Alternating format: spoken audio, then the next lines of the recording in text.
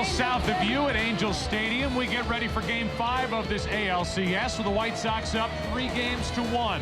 And now welcome to the booth. I'm Joe Buck, Tim McCarver, and Lou Piniella in just a second. Well, the White Sox did last night what they had done the previous 2 nights.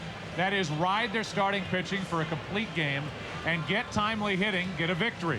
Now tonight, you turn it all around again, and you've got Jose Contreras, the starter in Game 1, against Paul Byrd. And Tim McCarver, Ozzie Guillen will tell you that last night it's easy to look at the start by Freddie Garcia. It's easy to look at the home run by Konerko. He thought the turning point in the game happened with Iguchi tagging up in the first. I think so many people are talking about the starting pitching of the White Sox. What is lost is what they've done in the first inning of the last 2 games.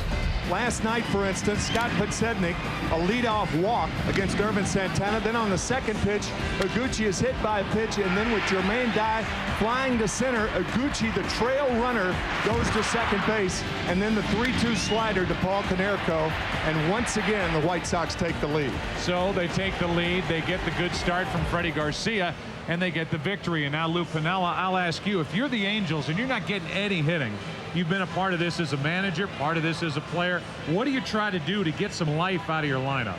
Well, I remember when I played for the New York Yankees and Billy Martin was our manager. At times, we struggled offensively. And he'd come in the clubhouse and say, fellas, we're going to do something a little different today. He'd have a hat full of names, he'd draw them out, and as he drew them out, it dictated where people hit in the lineup. It relaxed the players, it made them laugh, it made them forget about the hitting. Now, I think he cheated a little bit because he never drew the catcher spot in the leadoff spot. So Scioscia obviously can't do anything that drastic. He's made some subtle changes in the lineup, and we'll see how they work for the Angels. Garrett Anderson is in center field. They've got the bat of Rivera in there, and Kochman's back in there again tonight as the Angels try to get something going against White Sox pitching. We send it back up a little north. Yep. Jeannie, it's all yours. Game 5 is coming up in just moments. Rally monkeys. A little rain in October, on and off today in Southern California. We prepare for game number 5 of the American League Championship Series. The Chicago White Sox up 3-1, visiting and taking on the Los Angeles Angels of Anaheim. And now welcome to the broadcast booth, everybody. I'm Joe Buck, Tim McCarver, and Lou Piniella in just a second. Well, a different night, same result for the White Sox last night in Game 4. They got the great starting pitching. They got timely hitting. They get the victory from Freddie Garcia. And Tim McCarver, you think about how the White Sox are up 3-1, and they have clearly done it with almost flawless starting pitching. Well, the Angels find themselves in this predicament. They are facing a staff that's thrown 3 complete games against them. The first time since 1987 during the regular season that the White Sox have done that. And the losing pitcher in Game 1 is a starter tonight, Jose Contreras, and he's the hottest pitcher in baseball over the last 2 months. Consider this, in Game 1, even though he lost, he retired 16 of the last 18 Angels to face him. And he ended up giving way to the bullpen. Neil Koch threw 2/3 that night, and that's it for the bullpen for the White Sox so far in this ALCS. On the other side, we've got Lou Piniella, and Lou, now we've got 2 teams in LCS play that are down 3-1. If you're the Angels, you're Mike Scioscia, how do you try to get this team up to play the White Sox tonight? Well, Joe, last night when the Angel team left the field, I felt that they were a beaten team. Their body language told us a lot. I think Mike Scioscia and his coaching staff noticed that, and they called a rare team meeting in postseason. And Mike's message was simple. Listen, you're only 3 games away from going to the World Series. Keep your confidence, play aggressively. We've beaten this team before, we can do it again. Well, if last year's ALCS is any indication, when the Red Sox were down 3-0 to the Yankees and came back to win, well, the Angels still have hope. It has been a long time for the White Sox since they have been to the World Series. You have to go back to 1959. 46 years it's been. And will tonight be a trip to the Fall Classic for the White Sox? Or will the Angels force a Game 6 2 nights from now in Chicago? Should be fun. Glad you're with us. Game 5 is yours next on Fox.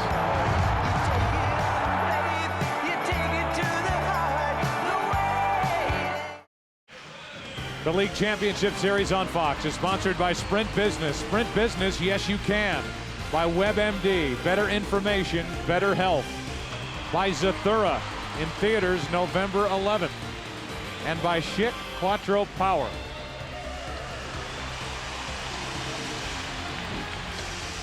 This is Angel Stadium. These are people wearing red. They're clapping their thunder sticks together. They hope to have no need for the rally monkey. They hope to force a game 6 on, I don't know, Tuesday night in Chicago. And off we go. The starting lineup for the White Sox is sponsored by Taco Bell. Scott Podsednik leads it off in left. Tadahito Iguchi is batting in the number 2 spot again. Jermaine Dye. Paul Konerko cleans up. Everett the DH. Rowland at center. Pierzynski at catcher. Creedy at third. And Juan Uribe is the shortstop batting ninth. Baseball fans, grab a cold, fresh Budweiser. It's game time. And with that, Paul Byrd throws his last warm-up toss. And the right-hander who won 12 games during the regular season and won game 1 of this ALCS is on the mound, and we learn more about the veteran right-hander. Well, when you think of Paul Byrd compared to any of the White Sox starters, he's in no way like them because he teases his hitters with balls off the plate. And as we said in game 1, he has the most unusual changeup that any of us have ever seen, a one-fingered changeup developed during the season. Podsednik first up, and it's a strike over the outside corner. Scott last night walked 3 times and tripled. He has a 10-game hitting streak against Angels pitching. Slashed foul. It's 0-2. The White Sox have outscored the opposition in the first inning 12-2. In this postseason, when they score first, they're 5-0.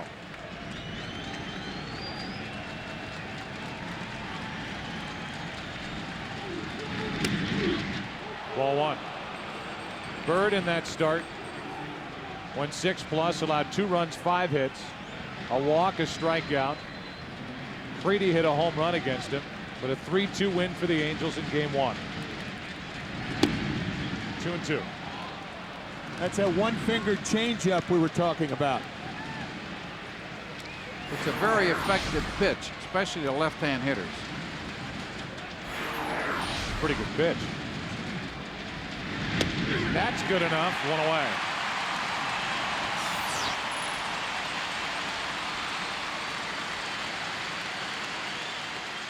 Byrd almost got him on the pitch before that. See how the Angels cover the field. It's brought to you by State Farm. Rivera in left, Anderson in center. That's a change. Garrett Anderson agreed to play center before tonight's game. Guerrero in right. Kennedy is the second baseman. He has not made an error in 24 career postseason games. He's joined by Figgins, Cabrera, and Erstad, with Benji Molina doing the catching. 1 out, nobody on, and here is Iguchi.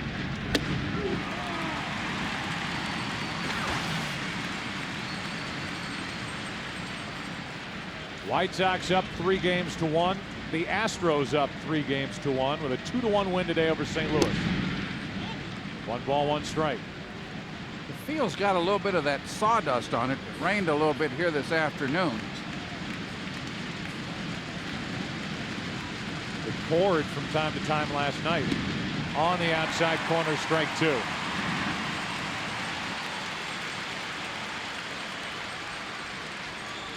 Because of the forecast after last night's game, they actually covered the field. As Lou talked about, you can see that diamond dry, and Iguchi is hit again. He was hit last night. The infield has that diamond dry on top of it. It's 1 on, 1 out as Byrd hits Iguchi up in the ribs. That was a ball that just got away from Paul Byrd. It looked like a slider that just slipped out of his hand. And for the second night in a row, as you said, Joe, Iguchi is hit. So Iguchi is on, 1 out. Jermaine Dye steps in.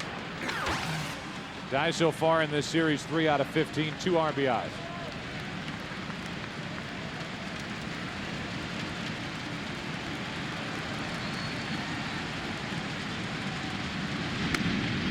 Ball 1.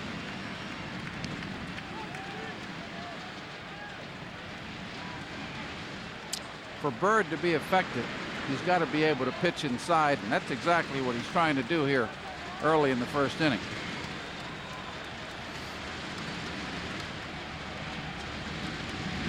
Good rip by Dye, and the count evens at a ball and a strike. It's Paul Byrd and Jose Contreras tonight. Ozzie Guillen before the game telling us he hopes his club has to stay around for an extra hour tonight so they can celebrate. He wants to win it here in Southern California, does not want to run the risk of getting this series back to Chicago and giving the Angels any life. Strike two. Sosa on the other side loves deep dish pizza, and the best place to get it, Chicago. Best deep dish pizza in the country. And I'm sure Mike eats a lot of it. He loves it. Lou, you say that affectionately. I like it myself. I like Mike Sosa. Here's 1-2 pitch. Dye is jammed. And a little flare. In comes Rivera. Can't get to it. Aguchi holds at second. Rivera very deep in left, and Dye is on with a flared hit. He was jammed. He got enough of it to get it beyond Cabrera and in front of Rivera. You would think that that ball had enough hang time that it's got to be caught either by Cabrera or Dye, or I should say Rivera. If Rivera can't get to a ball like that, then he's too deep. I mean, when a pitcher makes a pitch like that and gets that type of hit, you've got to catch the ball. Somebody's got to catch it. I think it was more the left fielder's ball than the shortstop ball. That ball went out there to short left field.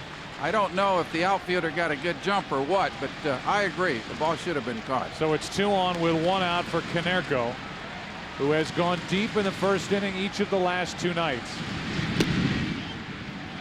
Byrd wanted that pitch, didn't get it, and asked Ed Rapuano where it missed. Ball 1. Yeah, Konerko's hurt the Angels more than any other hitter in that lineup. They've got to find an answer for him.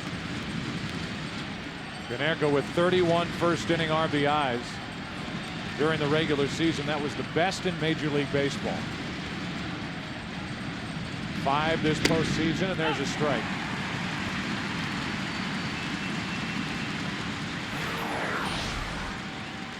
Good slider that backed up, stayed in the strike zone.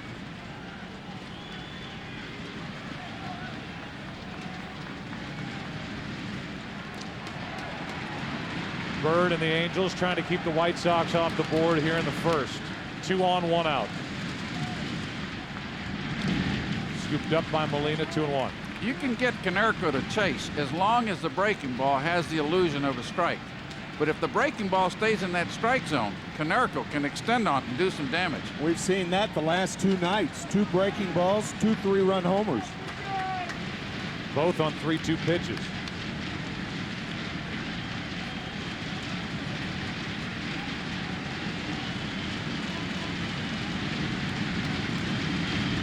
That pitch was hittable, and Konerko fouled it back.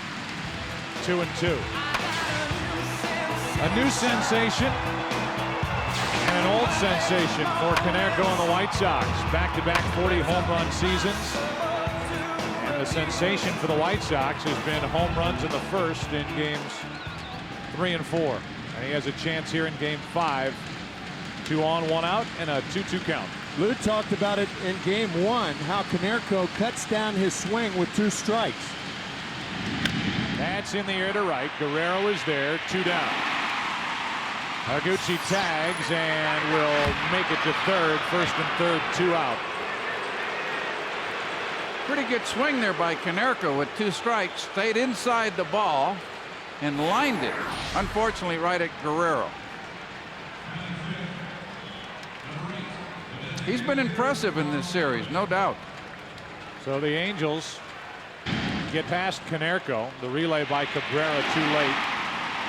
We talked when we came on the air about the difference in last night's game, according to Ozzie Guillen, was Aguchi tagging and advancing a base on a fly ball to center by Dye last night. And at this point, it's a small thing. It could be a big thing if Paul Byrd bounces one here to Everett. It's a bigger thing, too.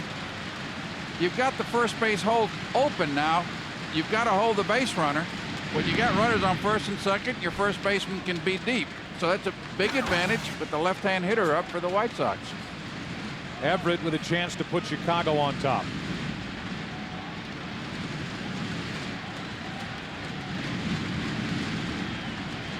John Cooper just making sure the phone works to the bullpen. He hasn't had to use it. Here's a 1-0. 1 ball, 1 strike. Like Everett with that leg lift fouls one off his right knee. See how close that right foot is to home plate. But as the pitch is on its way, he opens up.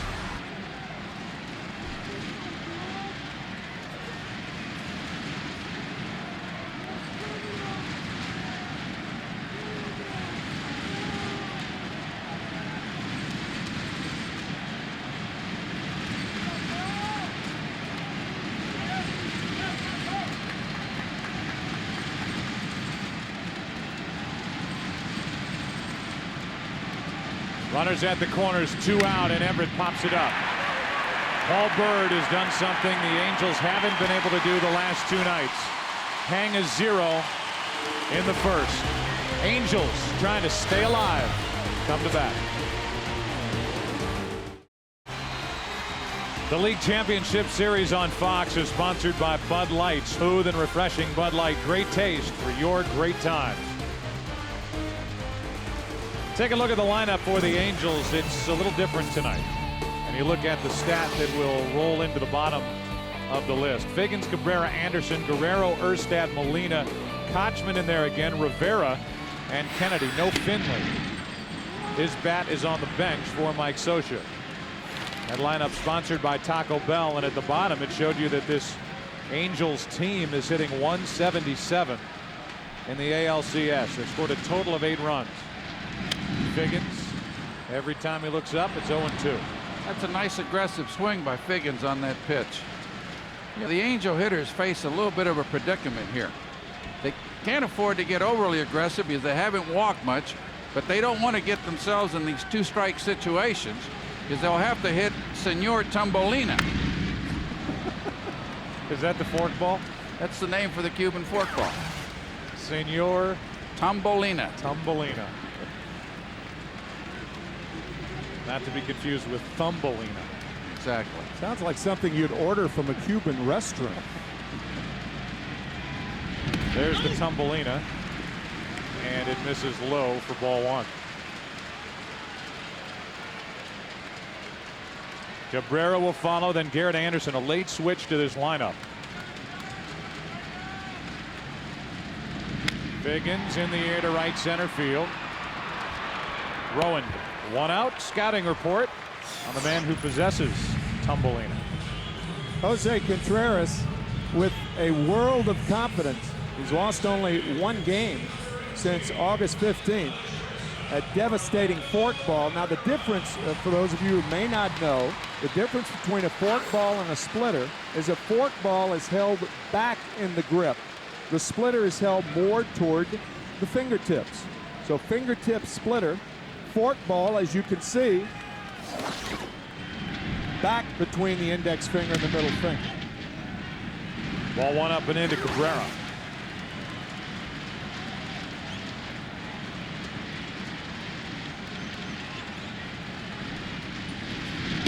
Taking a strike, it's 1-1. One of the reasons that Mike Scioscia thinks his lineup is struggling, and Lou, you brought it up to him, only 2 walks handed out by the White Sox to Angels hitters. Here's a pop-up, and Contreras off the mound to grab it for out number 2. With 2 out, nobody on. We look at the White Sox and how they cover the field. It's brought to you by State Farm. Podsednik, Rowand, and Dye in the outfield. Creedy, Uribe, Iguchi, and Kenner go on the infield with Pierzynski doing the catching. And for more on that late lineup change, which includes the man digging in at the plate right now, Garrett Anderson, let's go to Chris Myers. Hey, Joe, at the last moment, Mike Scioscia wanted to put Vladimir Guerrero in the cleanup spot and Garrett Anderson third because he wanted to go lefty-righty throughout the lineup against Contreras. And hitting coach Mickey Hatcher told me that Guerrero had his best batting practice of this series before the game. They had their pitching coach throw Guerrero low pitches so he could feel his legs more and compress his swing. Hatcher said Vladimir confidence is key. All it takes is one swing to turn this around. He said, forget about desperate housewives. These are desperate angels on a Sunday night. Here's a pitch down and in to Garrett Anderson. In fact, Socha said it could turn around even on a foul ball back to the screen if he feels like his timing is back. That's Guerrero. This is Anderson, and he is way out in front. And the count evens at a ball and a strike. What we were talking about as you look at this replay is Socha said, well, it's one thing to not get walks, but if you wait around, they've been so good with first pitch strikes against us. You look up and you're in the hole. Anderson. It's quite a predicament. Coming into the game, the Chicago White Sox had thrown 81 first pitch strikes in 127 plate appearances. 65% of the strikes on the first pitch. Anderson trying just to get a piece as he's been out in front of the last 3 deliveries. Still 1-2. As compared to the league average of what, Timmy? 59%. You don't want to get bogged down with numbers. The whole thing is when you're throwing a first pitch strike, the odds of getting a hitter out go up dramatically. Anderson, another foul. Yet I think it's nice of Lou to give you the opportunity to get that stat out since you had your abacus and your protractor and compass out figuring that up before game 5. I did it longhand. Well, the base is empty and 2 out. Anderson, not much hard from Contreras in this at bat to Garrett Anderson. One thing I've noticed here, the fans are more into this ball game earlier than the other two. They're waiting to explode if the Angels can just supply some hitting punch. Well, the White Sox took them out of the game in the first inning in games 3 and 4. On 1-2, Anderson finally gets a pitch to hit, and he dumps it into left.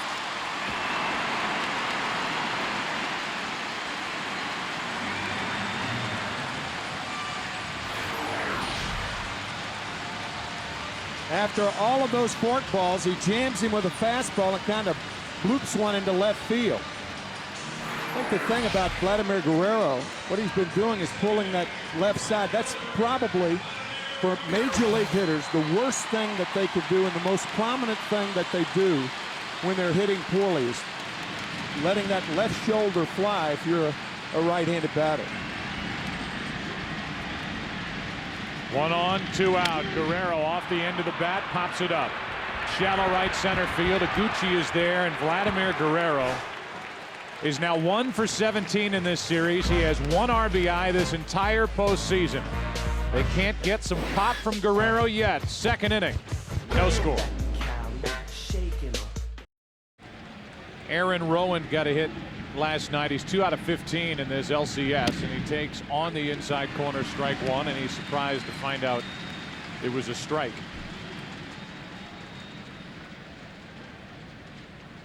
Home plate umpire Ed Rapuano. 0-1 pitch. Line down the right field line, slicing into the corner. It's a fair ball and a double. Good start for the White Sox here in the second as Aaron Rowan gets his 3rd hit of this series. Fine hitting by Rowan. It appeared the ball hit on the line or very, very close to it. Angels fans are trying to pull it foul just inside the line. Now that was a fastball on the inside part of the plate. He just stayed inside of it. Good piece of hitting. Here's A.J. Pierzynski. Pierzynski's job here, obviously, either get him in, get him over. He is a career .395 hitter against right-handed pitching in the postseason. Last night he hit a mammoth home run into center in the 4th, and he's bunting. And Molina makes the play, 1 out. Sacrifice is good, 2-3. And Tim, you talked to Ozzie Guillen about bunting early, and they're trying to get a run on the board for Jose Contreras. Bunted early 2 nights ago with Iguchi in the first inning. That turned into a 3-run home run. Now a fine bunt. Normally you don't do that with your 7th place hitter for the bottom of the order, but the bottom of the order for the White Sox, Joe Crede and Juan Uribe. two pretty good RBI men. They've been productive. Although I don't think Ozzie gave him the bunt sign. I think Brzezinski did that on himself. Runner at third, one out. Infield is in, and Creedy takes a ball inside. I know some managers have that sign that leaves it up to the hitter. Get him over any way you can. If you want to bunt him over, bunt him over. You want to try and pull it, but it's up to you to get it done. And Brzezinski dropped down a bunt. Runner at third, one out. Infield in. Creedy takes inside. It's 2-0. The team that has scored first has won every game of this LCS to this point. That obviously includes the Angels in game one.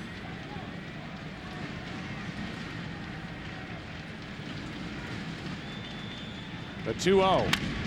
Flied into center field. Rowan will tag and put the White Sox on top. Garrett Anderson is content to just flip it back into the infield, and it's 1-0 Chicago here in the second. So Creedy knocks in his 6th run of the postseason, his 5th in this ALCS. A double, a bunt, a sec fly, and a trivia question. Our Lunesta trivia question. Other than Adam Kennedy, which two players have also hit 3 home runs in a single LCS game? Kennedy did it back in 2002 in the clincher against Minnesota. The base is empty, 2 out. Uribe shows bunt, takes a strike. When your starting pitching has been as good as the White Sox for the first 4 games of this series, you play the early innings like the late innings. And that's what Ozzie Guillen did, playing for 1 run in the second. Unusual, but effective. 0-2 on Uribe. It's called fundamental baseball. Double, get them over, sacrifice fly, 1-0 lead. They don't know what to do when it starts to rain in October in Southern California, but it's raining. Just adds to the ambiance here tonight at Angel Stadium.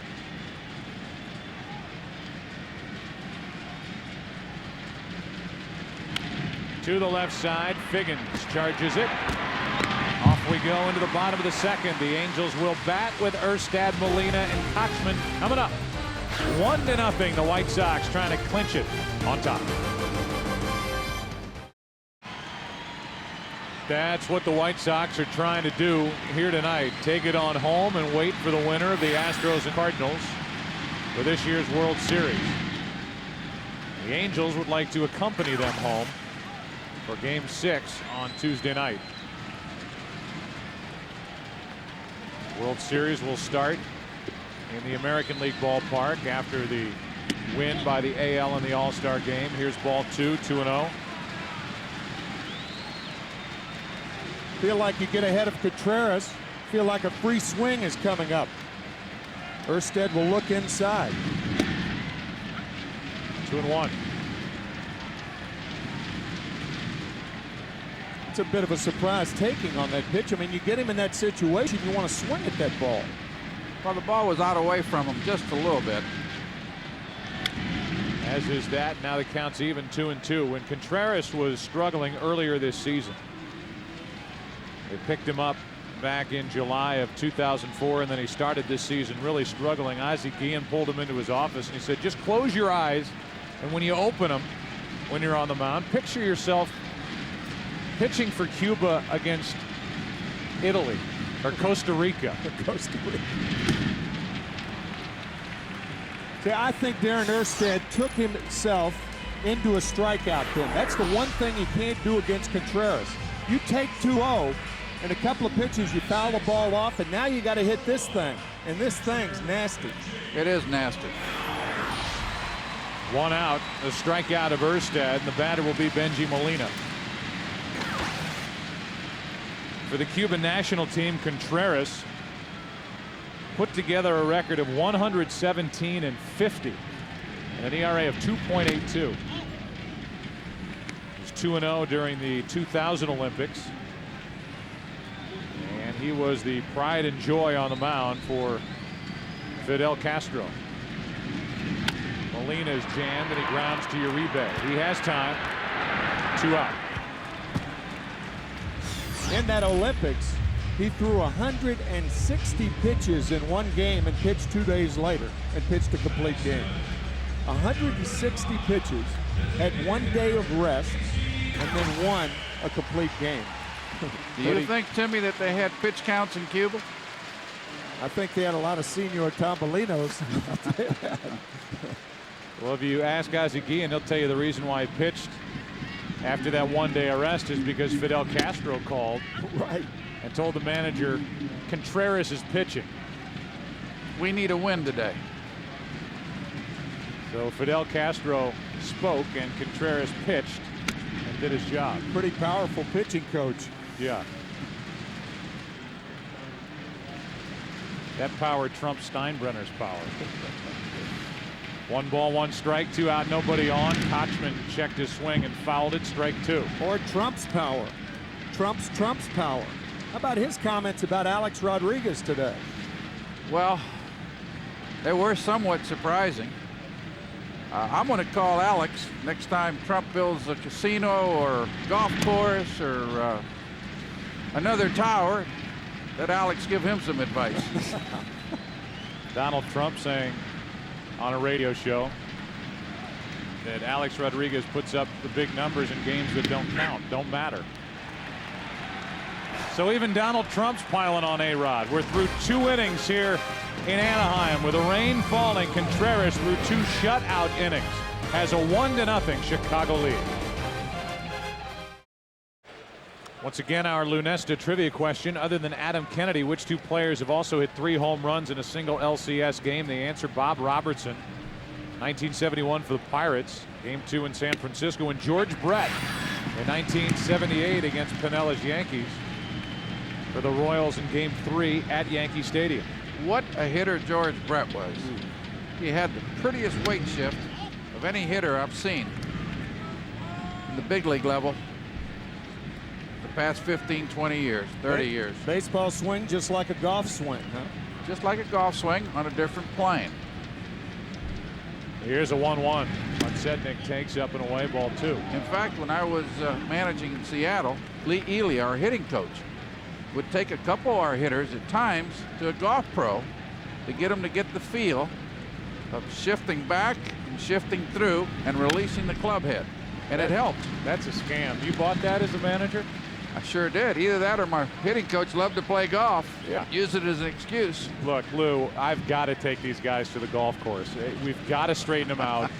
And we're playing spyglass. But don't worry, we'll get their swings straightened around. Come on, Lou. 2 balls, 2 strikes to the second baseman, Kennedy. 1 away. That'll bring in Iguchi, and the rain picks up a little bit. Never hear of any golfers showing up at the batting cage, though, do you? Well, actually, we had Tiger Woods. He was good friends with Ken Griffey Jr., and Tiger Woods would come over and take batting practice from time to time. How'd he look? He looked fine.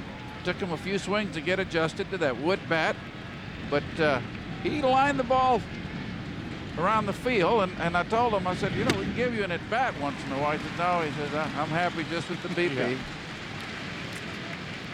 0-1 is the count on Iguchi.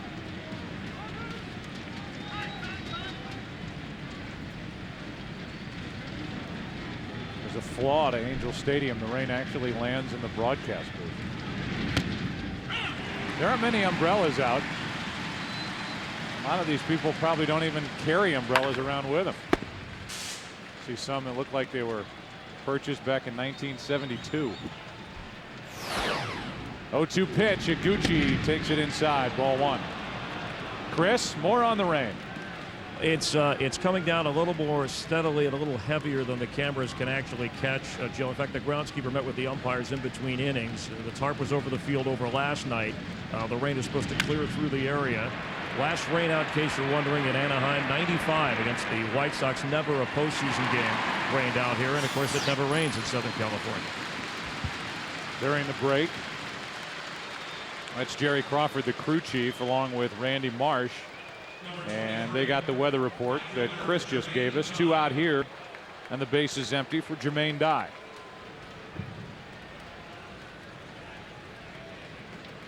Umpires have been heavily involved in this series and talked about a lot. And after today, with a game in Houston between the Cardinals and the Astros, they'll be the focus, at least one of the focuses of their game 4. You see an umpire somewhere, just go up and hug them. They need love. It's been a rough October.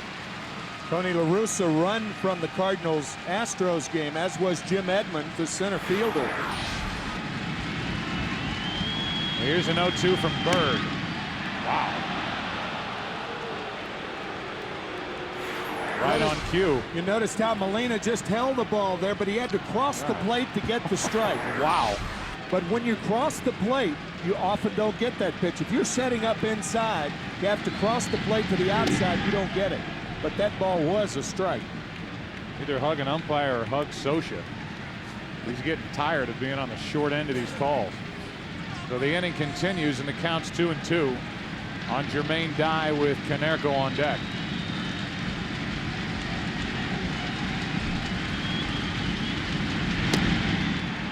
Too far inside, it's a full count.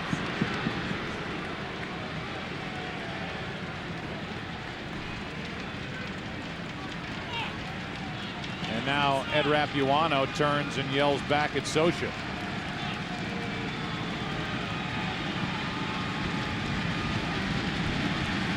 It's a full count.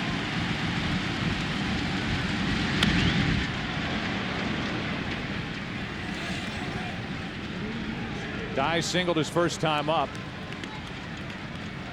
It was 2 on for Konerko, who flied to right, and then with first and third 2 out, Everett popped up. And in the second, a double by Rowan, a bunt by Pierzynski, and a sac fly by Creedy. And it's 1-0 White Sox, top of the third.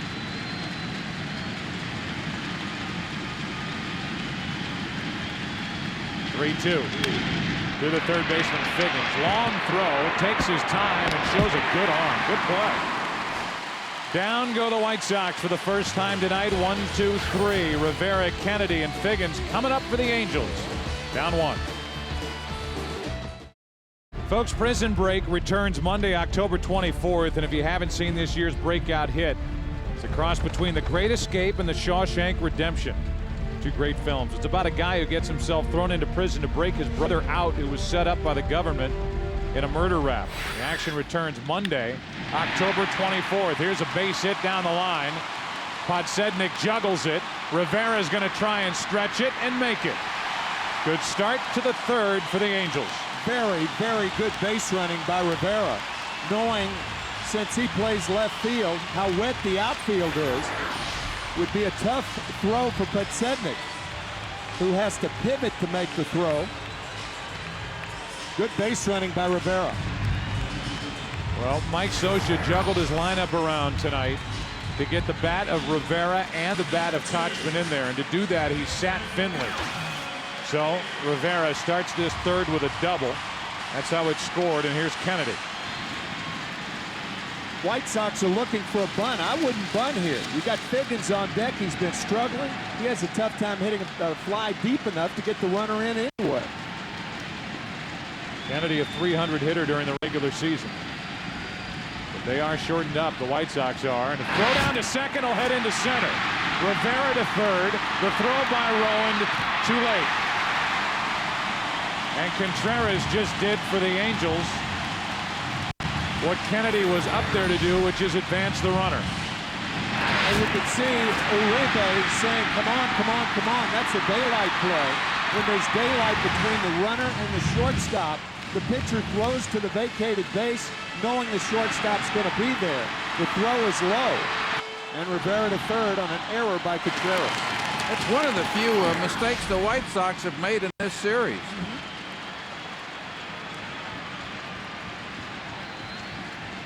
This series with runners in scoring position, 2 for 16 are the Angels.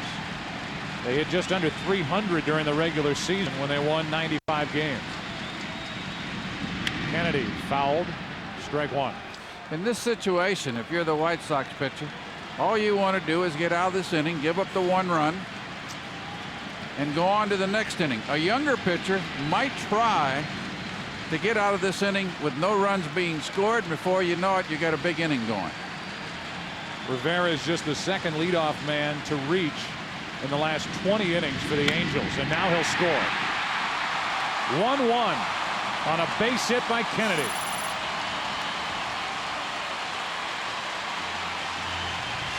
Contreras, like a lot of guys who throw the splitter and the fork ball, when they work from the stretch, they don't have the body, the movement in the lower part of the body and the high leg kick to get the fork ball down. They're more inclined to hang it. And this is a hanging fork ball laced to left center by Kennedy. Contreras has been his own worst enemy in this series. He tried to turn a double play on a ball hit back to him in the third inning of game one. They couldn't turn it and a run scored. Happened to be the difference in the game. And now here the throwing error leads to the RBI hit, and now Figgins will bunt, at least try to, strike one. Here's a spot where if you're Sean Figgins, you're not getting on base. You're not adding to the attack, and all the Angels need him to do is get the ball down and get Kennedy into scoring position for Cabrera, who's been so good with runners on in his career in the postseason. He had one successful sacrifice in game one. You got to add to the attack any way you can, and Figgins gets it down. The throw by Creedy, thought about trying to get Kennedy, and Figgins does his job. Fundamental baseball by the Angels, and Figgins laid down a really nice bunt. Creedy had an idea about going to second. I think shrewdly went to first. Well, I mean, if you go to second, even if you get him, Figgins is on. Yeah, he's going to run. Right. Contreras can't hold anybody on anyway, so you might as well take the sure out. Sure. Opponents 30 out of 32 in stealing bases against Contreras this season, including the postseason. And the one thing Adam Kennedy will do, he won't steal second base, but he'll steal third. Here's Cabrera. Orlando 6 RBIs this postseason. On the first pitch, he grounds to Uribe. 2 out. And it's going to be up to Garrett Anderson. So here's the switch that Mike Scioscia made within an hour before the start of tonight's game. He flip-flopped Anderson and Guerrero, putting Anderson in the number 3 spot. And here he is with a chance to put the Angels on top with 2 out in the third.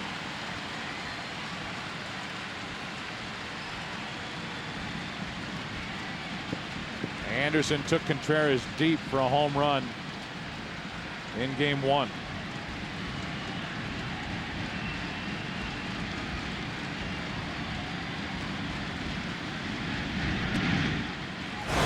Ball one.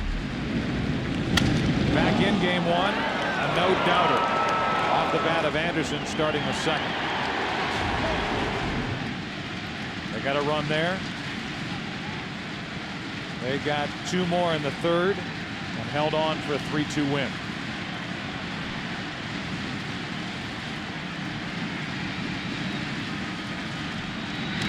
That gets away from Pierzynski and probably a pass ball. And it's 2-0 on Anderson. And it's a big deal with that runner at third, Tim. That's right. With the fork ball thrown by Contreras, he led the major leagues in wild pitches with 20, sharing that dubious honor with Freddie Garcia, who won last night. Did this ball hit the dirt? No, it did not. Should be a pass ball. Curious to see what he does with Anderson here. Same sequence, the first at bat. With 2 strikes, he lined a fastball to left field. Stayed with the split finger forkball. 3-0. They've ruled that a wild pitch, but clearly that should have been a pass ball as Pierzynski just boxed it.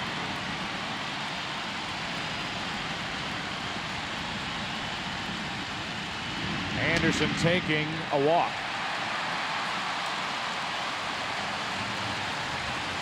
Well, this is a wonderful opportunity here for Guerrero to jumpstart the Angel offense. This is what he has done time and time again, reaching for it, off balance, one ground ball after another. Yeah, all those swings have one thing in common. That left shoulder's just not staying in there long enough, and he's reaching for the ball. But what a talented young man. In fact, when you look at Guerrero, the two guys that swing the bat the hardest in this league are this guy and Gary Sheffield.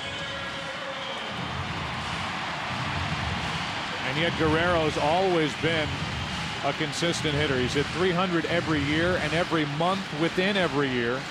And yet here he is, came into this game with a career 196 batting average during postseason play. Only one RBI in this series, a chance to give his team the lead. Strike one. You know, during the season, when a player gets in a rut like that, as a manager, you can sit him for a day or two, so he can relax. Playoff time, boy, you just stay in the lineup. You've got to hit your way out of it.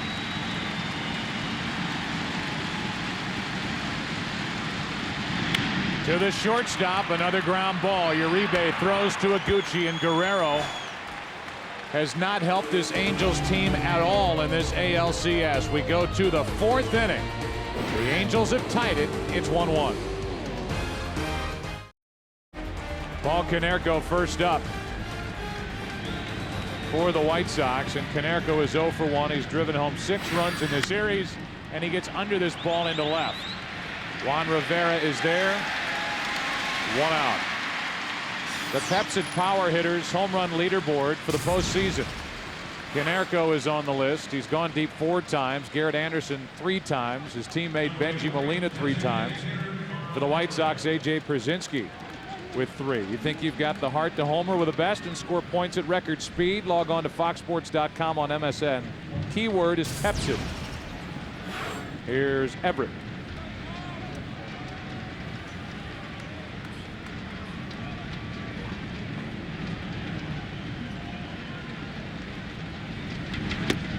Good breaking ball from Bird for strike one. They've now changed that wild pitch that they initially called against Contreras to a passed ball last half inning. It's academic. 0-2 on Everett. Curveball, fastball away. Often the first pitch of a sequence is not the pitch designed to get a hitter out with. You show him that pitch and then go to other pitches. And now Everett is having a little discussion with Rapuano. We've talked about it before, but with 2 strikes, Everett will spread out a little more and do away with the leg kick. And he wraps a base hit into center with 1 out. Go-ahead run is on for the White Sox here in the 4th on an 0-2 pitch. That'll bring in Aaron Rowan.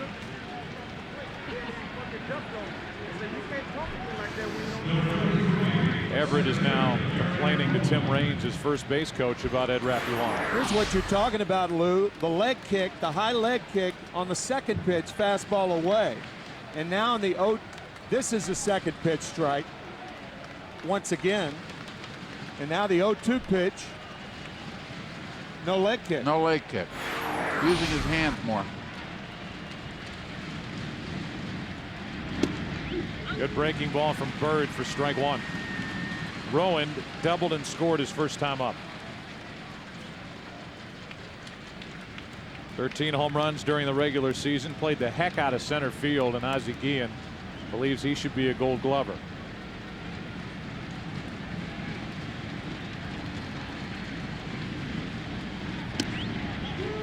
That misses. A ball and a strike. Early September, the Yankees and the White Sox played a series at Yankee Stadium. The White Sox won 2 out of 3. And I think Aaron Rowan in that 3-game series showed the city of New York how center field should be played. He was everywhere. And not only the city of New York, but the media up there. And right. So many members have votes. for postseason awards, and Aaron Rowand is trying to win a Gold Glove. Last outfielder for the White Sox to win a Gold Glove, Ken Berry, in 1970. 2-1. Certainly one of the outfielders in the American League that deserves recognition, but there are a few others. Torrey Hunter in Minnesota can really go get the ball. Vernon Wells in Toronto, who won it last year.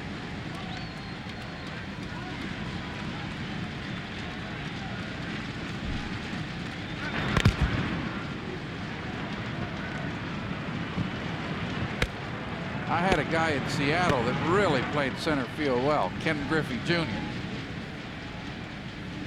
I've heard of him. Yes, sir. Yeah. And then we traded Jr. for another real good center fielder, Mike Cameron. A little better try on the pickoff throw, but Everett's back. And I know Mike had some problems physically this year. I hope he's fine. They had that incident where he and the left fielder ran together. Just nasty with the Mets. Collision with Beltran in San Diego in right center field, low to the ground, a horrible collision. That is a hanging breaking ball, hook foul, crushed by Rowand. So as you look at Aaron Rowand at the plate, here's more about him. Childhood idol Walter Payton, favorite actor Matthew McConaughey. Favorite band you're listening to, Linkin Park. Favorite vacation spot, Jamaica Monk. All that bundled up in Aaron Rowand. And a nice play by Kennedy up to grab it. And he had to time his jump right, and he did. 2 out. If you jump too soon on a ball like this, you're coming down as the ball's going up. Nicely done.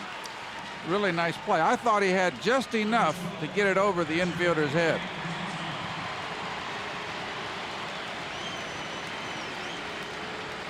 Good base running by Carl Everett.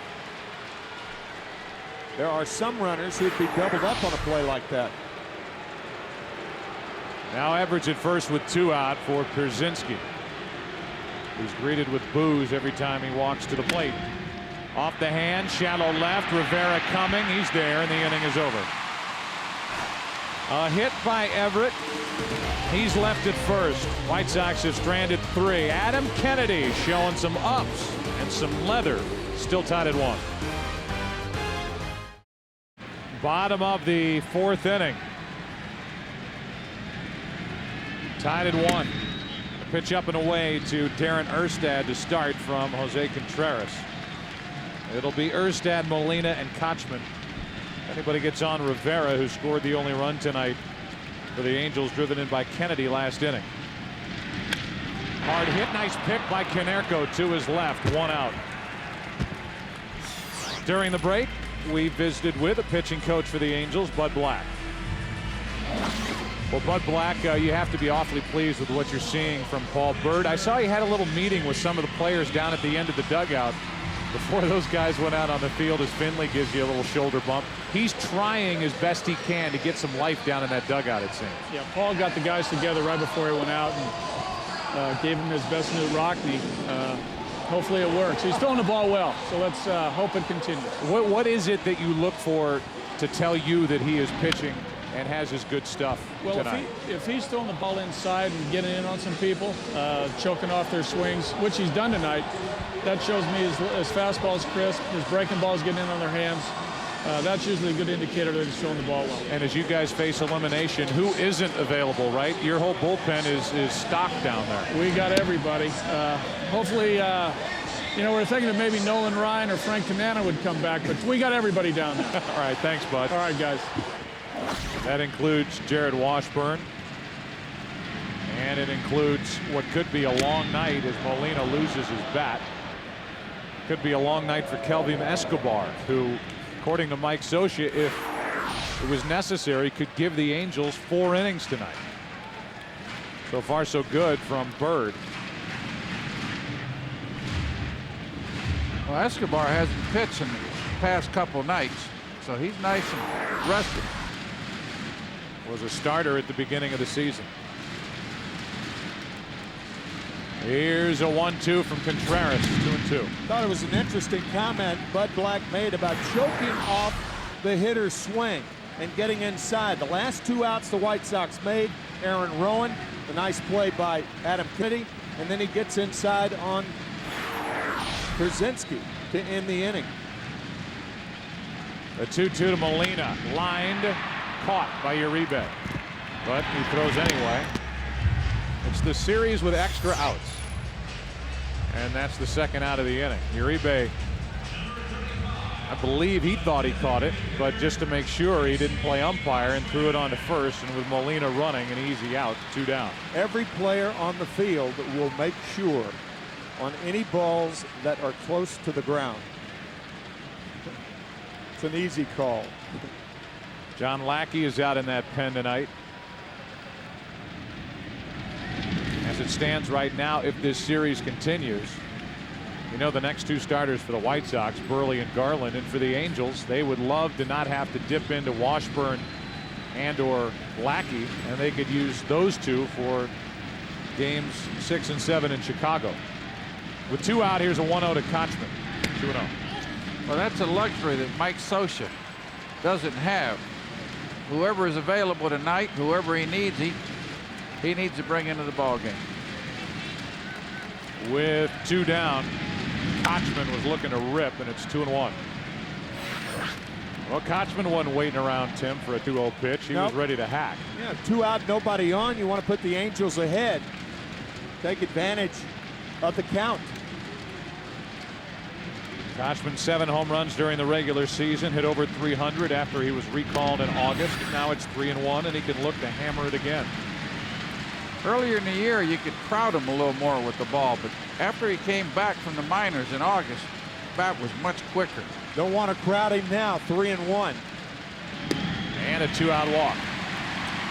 Second walk in as many innings to the Angels from Contreras. This day in baseball history, October 16 of 1974. Kenny Holtzman, who hadn't hit all season, belted a 3rd inning home run against the Dodgers in Game 4 of the World Series. Is the winning pitcher with help from Raleigh Fingers in relief. For more MLB info, log on to foxsports.com, on MSN, keyword Budweiser. 1 on 2 out for Juan Rivera, who has doubled and scored.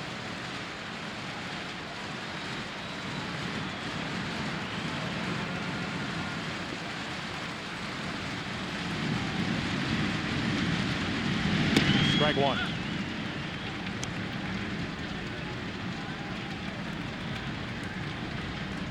Rivera, a former Yankee prospect, and he has gotten better every year swinging the bat. To the point where tonight, with the Angels facing elimination, Scioscia wanted to get his bat in the lineup.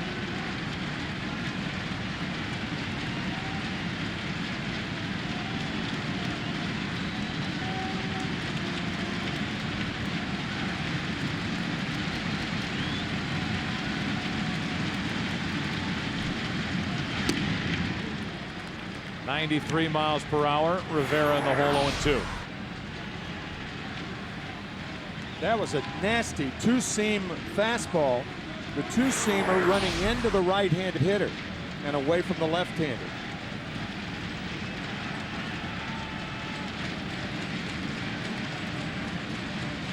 Doesn't mean he'll throw it.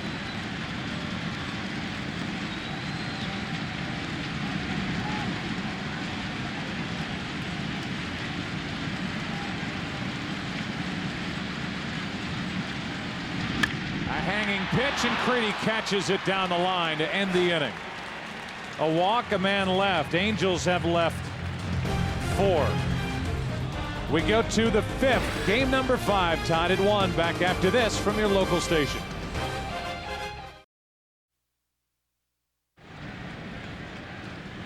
Paul Bird will face the 8, 9, and 1 hitters for the White Sox in the 5th, a tie game. Creedy first up.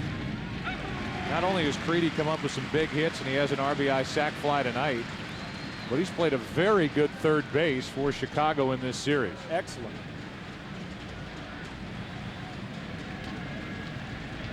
Westphalia, Missouri. He takes it down and in. 1 ball, 1 strike. talking to Ozzie Guillen,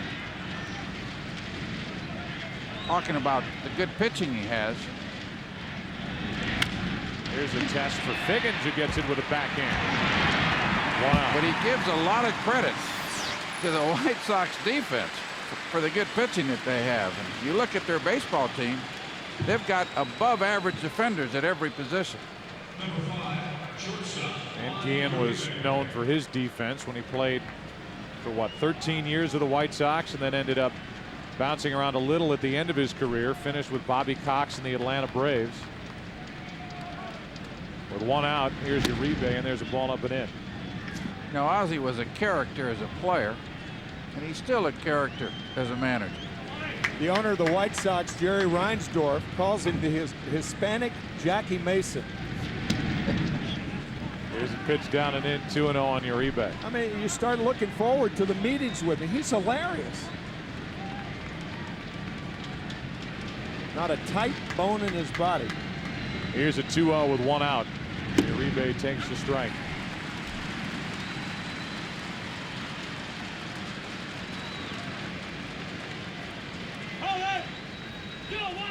Played with the White Sox from 85 to 97. That's hard hit and past Figgins down the line. Uribe will end up at second base. The throw there. Uribe is safe as he gets around the tag of Adam Kennedy. What a great slide by Uribe. That was a changeup by Paul Bird, fielded quickly by Rivera. What a great throw by Rivera. Yeah, it was. Now anytime there's a close play, you wait for the replay. And according to Jerry Crawford, the right hand of Uribe got on the bag before the tag. Then the left hand ends up on the base, out at second. Uribe is there, one out. And the batter is Podsednik. Strike one.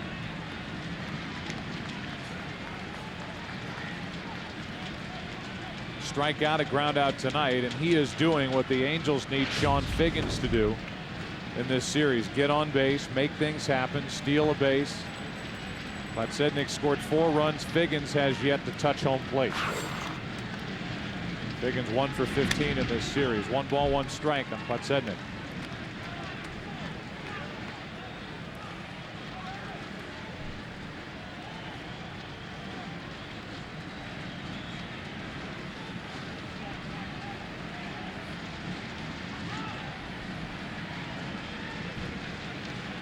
A 1-1. Way outside. 2-1 with a Gucci on deck. I think Juan Rivera is too deep in left field. Scott Podsednik had no home runs this year, 2 triples.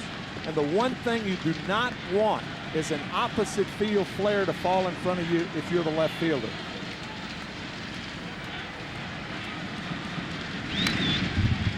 Two and two.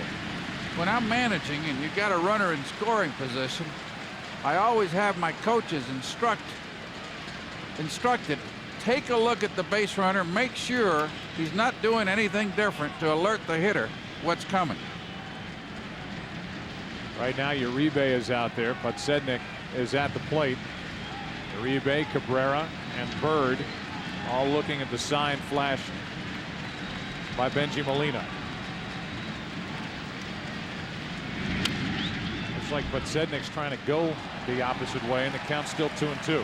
He's a line drive hitter, and when you hit the ball the other way, you use your arms. When you pull the ball, you use your body and your arms. That's why you can afford to play shallow in the opposite field, particularly for a guy with not a lot of power. Plus, Podsednik is off deeper in the batter's box, further away from home plate. 2-2. Another one fouled off to the left. You saw Shields getting loose for the Angels out in their bullpen. Regular season, you wouldn't even think about it, but Bird is approaching 70 pitches on the night. He's pitched well, but there is no margin for error.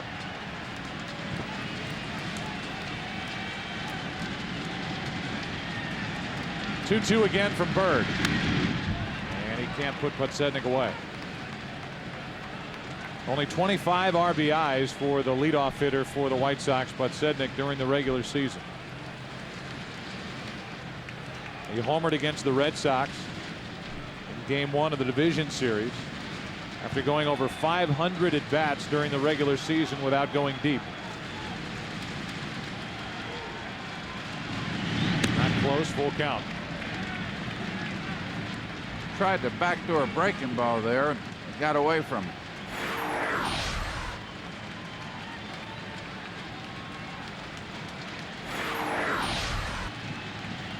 Ninth pitch of the at-bat coming to Podsednik.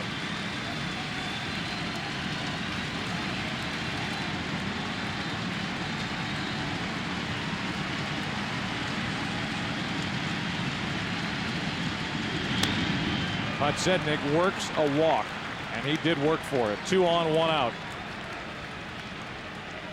First walk handed out by Bird, and we look ahead to tomorrow night.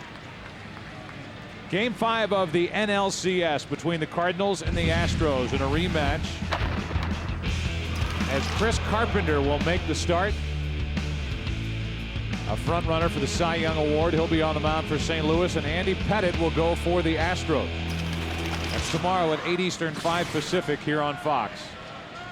And the Cardinals trying to win to get the series back to St. Louis. If the Astros win tomorrow night, not only are they in the World Series, but the current Busch Stadium will have seen its last baseball game. It'll come down 2 weeks after the Cardinals are finished this year, however deep they go into the playoffs. Here's Iguchi. A double, a walk, 1 out. And Shields is ready to go if the Angels want to tap him on the shoulder here in the 5th.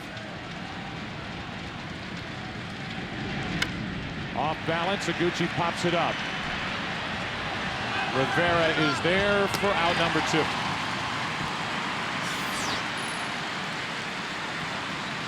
And now it's Dye.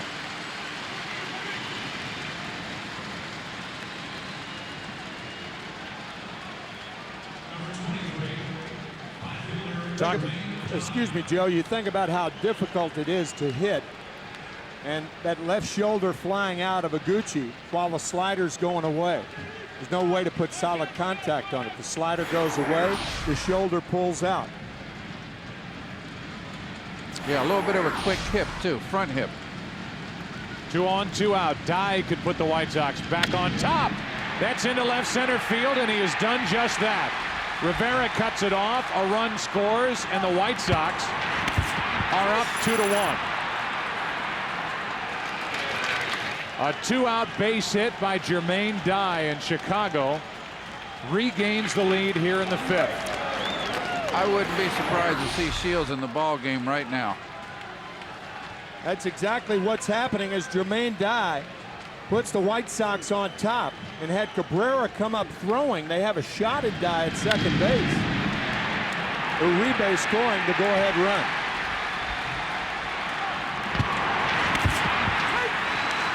So the Angels facing elimination tonight.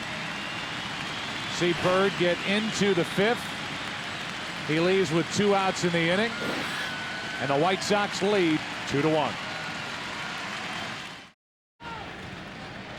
Here is Scott Shields. He's thrown just under 10 innings this postseason in 7 games. He has a rubber arm, and he is so valuable now, picking up for Bird here in the 5th inning. The White Sox have regained the lead, have second and third, 2 out, and Kaneko up, and he takes the ball. Yeah, Mike Scioscia obviously liked this matchup better. Shields with more velocity. After making the change, Scioscia stayed out there for a moment to talk about the situation. First base is open. Kaneko waits for a 1-0 and hits it in the air to left. Rivera is back at the track just in front of it to end the inning. The fans here at Angel Stadium held their breath as that ball fell short and into the glove of Rivera. Uribe started the rally with a 1-out double. Jermaine Dye put Chicago back on top with a 2-out RBI double. 2-1 Chicago after 4.5. Contreras and the White Sox have the lead again. It's 2-1, bottom of the fifth. 9-1-2 for the Angels. Kennedy, Figgins, and Cabrera. If anybody gets on, Anderson. Game 5. White Sox up 3-1, and the count goes to 2-0 on Kennedy. An RBI hit for Adam, his first time up.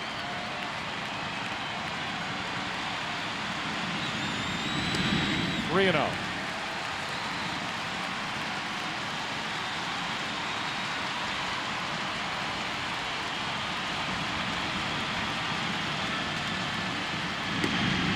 Three and 1. I think with a guy like Kennedy up there, you may see him take 3 and 1 also. Make Contreras throw 3 strikes in a row. Full count. Scratch that, thinking. Some analysis, huh? That was stellar. Thanks, Joe.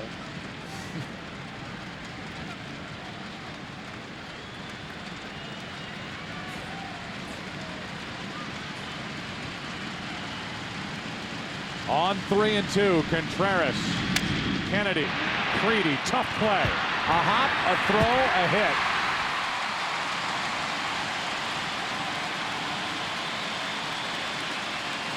Joe Creedy with too much to do. Ball's going to his right. He goes to his right. Jumps, throws, too much to do in too little time. I wouldn't be too much of a hurry to bunt this guy over here now. Figgins is a pretty darn good hitter. Even though he struggled, the chances of him hitting into a double play are very, very small. You know, I know in postseason managers get conservative, but boy, I'll tell you this, I would take my chances with Figgins swinging the bat here. Figgins is 1 for 15 in this series. And he does not tip his hand early if he's going to bunt. He never squared around as Contreras threw over. I think it would be a major surprise if he doesn't bunt here. The way he's been swinging the bat. Let's see how Scioscia wants to play it.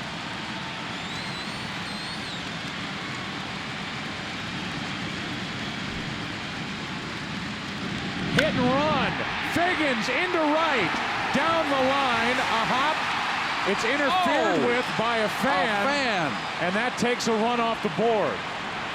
A fan reached over, and Mike Scioscia, here we go again, is going to run out and argue that that cost, with that fan interference, the Angels a run. And had that stayed in play, there is no doubt that Kennedy would have scored. Now the umpires are going to get together, and we'll see if, in the umpire's discretion, they give Kennedy home plate.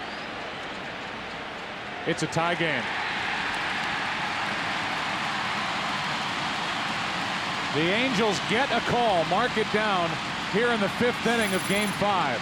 And Lou Piniella, you said to keep aggressive, stay aggressive, and that's even more than you were calling for. That was a hit and run double into right. Good play by Scioscia. Why change the things that you've been doing all year? Now, the only thing I question, they gave the runner home plate, and rightfully so. Figgins would have had an easy triple on that ball. And there's no doubt that that fan reached over and in front of that small wall down the right field line interfered with it. Kennedy would have scored easily. Particularly with the circular, with the cutout right there in right field. Ball's not going to come back to Jermaine Guy, right back to him. It's going to rattle around. Kennedy would have scored easily. Good call, Lou. And so now with Figgins the go-ahead run at second, nobody out. You've got Cabrera at the plate. Now do you bunt? I bunt here. And so does Scioscia as Cabrera takes a ball low. The other side of this is you've got a guy in Cabrera who came into this game hitting .432 in his career in the postseason with runners on. He's one guy who does not appear intimidated by the glare of the spotlight in October. At first pitch, he showed bunt. It's 2-0. He's getting himself into a good hitter's count here. Updated to 421, Cabrera's average in the postseason with a man on. And in this case, Figgins is already in scoring position. You know, they're not holding Figgins on too much. Now they swing, and Cabrera chops it to Iguchi. Good play. Terrific play by Iguchi, and Cabrera advances Figgins to third, one down. Good baseball. Good play by Iguchi in one motion, throws out Cabrera. Now the White Sox have to bring their infield in. We go back to that ball down the line and give you a two-box look at it. Kennedy was over halfway to third when the fan reached over and interfered, and then it's up to the umpire, and they awarded Kennedy home plate to tie it. Now it's Figgins at third, one out, as the Angels try to take their first lead of the night. It's up to Garrett Anderson with the infield in. I think they go on contact here. Strike one from Contreras. Even with the infield in. Even with Guerrero on deck. Because the way Guerrero's swinging the bat. This postseason, Garrett Anderson 3 for 4 with runners in scoring position. That bounces in there, and what a terrific play by Pierzynski as he turned himself into a wall. An A.J. Wall. For those of you who may not know what going on contact is, if you're the runner on at third base, you've got to cheat home, land on your right foot with the ball's in the hitting area, and go home on a ground ball. Anything in the air, you retreat to third. Figgins with great speed at third. A 1-1 pitch. Not close. Yeah, he's as quick a base runner as there is in the American League, and probably in all of baseball.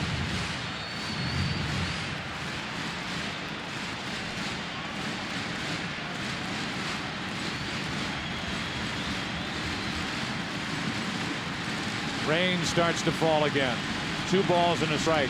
Go ahead run at third for the Angels. 1 out. Good pitch from Contreras. Pulled the string, and Anderson evens the count 2-2. Anderson way out in front of a ball out of the strike zone. Yeah, in this situation here, look, Garrett's a very professional hitter. Trying to stay up the middle, left field with the ball. Stay on it as long as you can. And he shoots one into right field. Deep enough to get Figgins home. And the Angels will take the lead. Facing elimination here in Game 5. They're on top in the 5th. Now that's given the fans something to cheer about. For the Angels, it's their first lead since they won Game 1.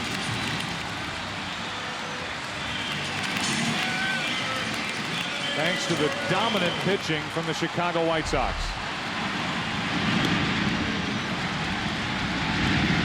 Missing, and then the count 1-1. The forkball misses, and on the 2-2 pitch, he puts the Angels ahead. Now 2 out, nobody on for Guerrero. 0-2. I like that swing. He's struggling, but he's still aggressive. And messed up. He is messed up.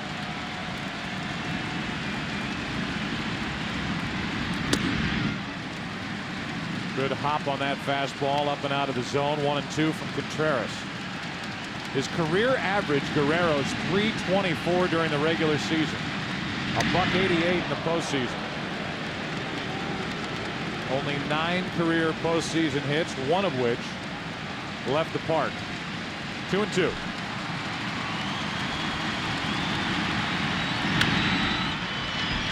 So here are the Angels. They're in their bullpen. They've got Shields in the game. They've got Escobar ready for a long night. They've got Frankie Rodriguez ready for extra innings tonight if need be. And they lead in the bottom of the 5th 3-2, trying to get this series back to Chicago. Another ground ball off the bat of Guerrero. And the inning is over, but not before the Angels take their first lead. A leadoff hit by Kennedy, who has now driven in a run and scored a run. An RBI double by Figgins, who helps out. And Anderson puts the Angels on top with a sac fly. 3-2 after 5. The League Championship Series on Fox is sponsored by Chevy. Chevy and baseball, they just go together. An American revolution. Still raining here in Southern California. Game 5, 6th inning, and Shields is back to the hill. And Everett, a swing and a miss. The combination for Socia figures to be Shields now. Escobar setting up Francisco Rodriguez, and Escobar is starting to get loose out in the pen for the Angels. 0-2 on Everett.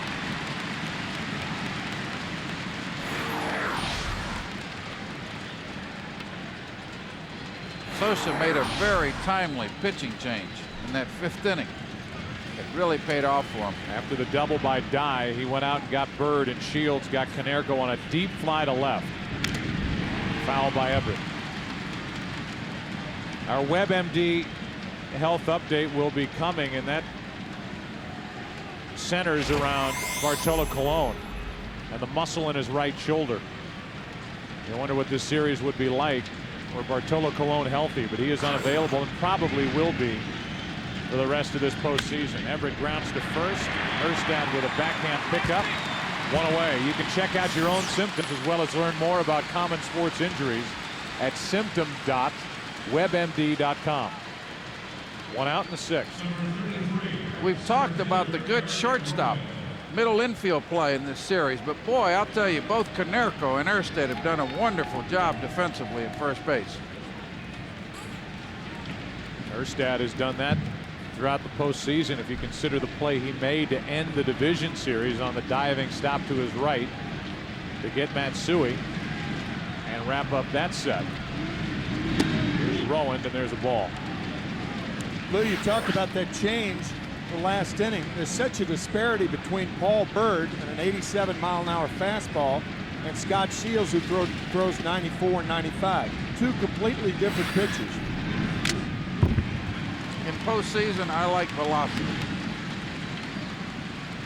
We touched on that last night, that you would take the power pitcher in the postseason as opposed to the finesse guy. Yeah, remember, it's middle of October. These guys have played a 162 game schedule. They've traveled across country a few times. The bats start getting just a little tired. To his left, Kennedy. 2 down. We go back to the 2 starters, and during this LCS, we've taken a look at how the starting pitchers have held up velocity-wise with the ExxonMobil speed pass speed comparison. Contreras has hit 95. Bird tops out. That's Paul Bird, 86 miles per hour, as hard as he threw in the 3rd inning. But still effective, and he got into the 5th, kept his team in it. And now with Shields on the mound, the Angels lead against Contreras. Here's Brzezinski.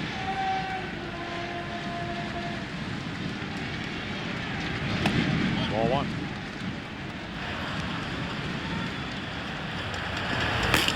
That was a decoy on that take. A lot of times hitters who are looking to pump the ball out of the ballpark will come up there and be so nonchalant, then be swinging on the 2nd pitch. He is here, and the count evens 1-1.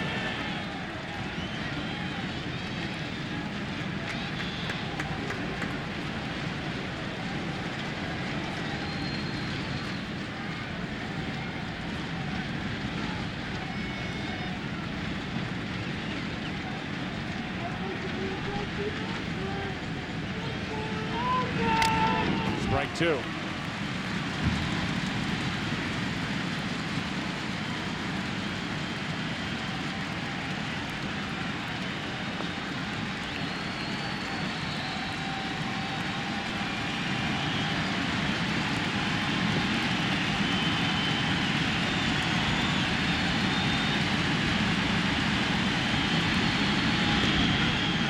Brzezinski checked it.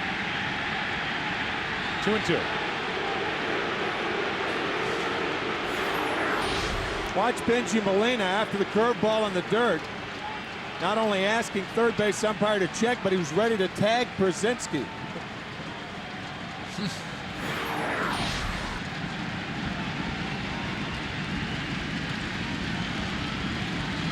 Now at 2-2. Tailing pitch, and Shields started to head off the mound. It's a full count.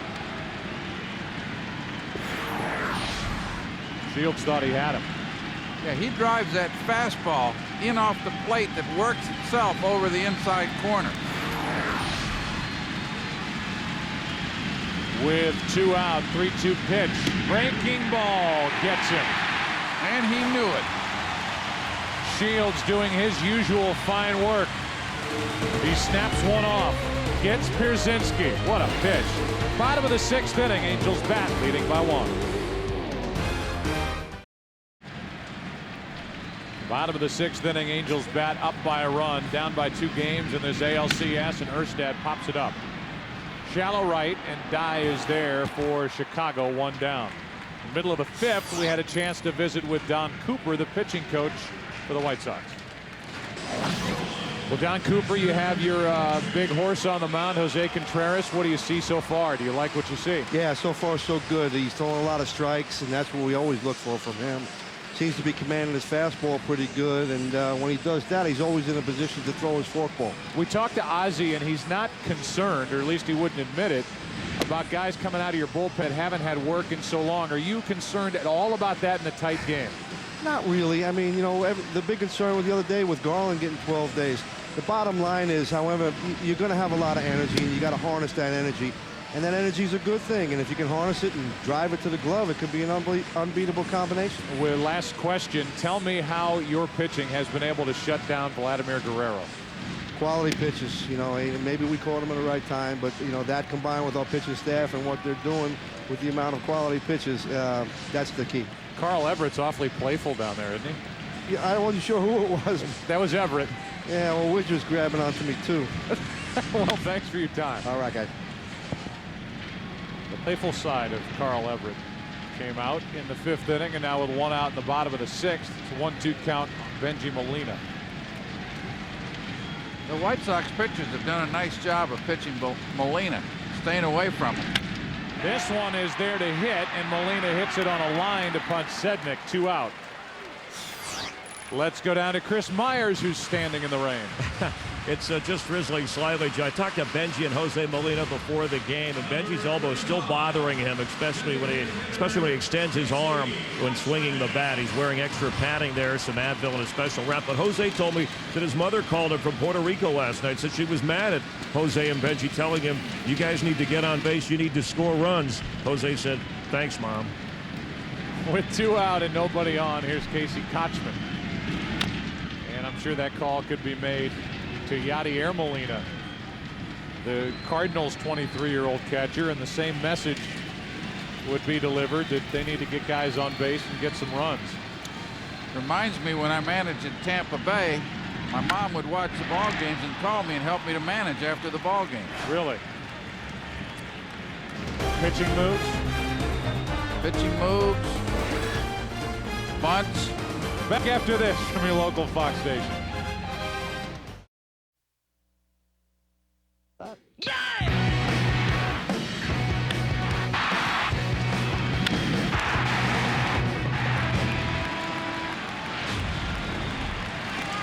Seventh inning, 8-9-1 for the White Sox. Preedy, Uribe, and Podsednik against the 3rd pitcher of the night for the Angels, Calvin Escobar. Loser of game 2 on the split finger fastball to who else? Joe Creedy. And he leads it off, ready to rip. Strike 1. After the controversy, which happened here, the stolen base by Pablo Ozuna. And with 2 strikes, Creedy hit a double. And the series was even at 1-1, and now he shoots one to left. In the air and gone to tie this game. Creedy goes deep in the 7th, and it's 3-3. Creedy jumps up and bites Escobar yet again. That appeared to be the same pitch. I think this was a fastball. Do you? Same location. Same location.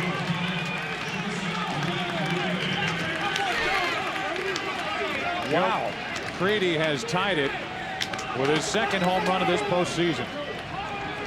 And that gives him 7 RBIs.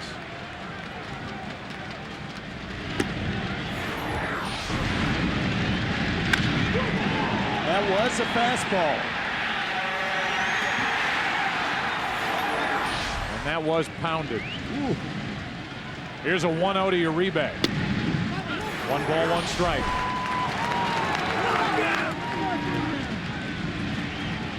Boy, did he turn on that inside fastball. Good-looking young player.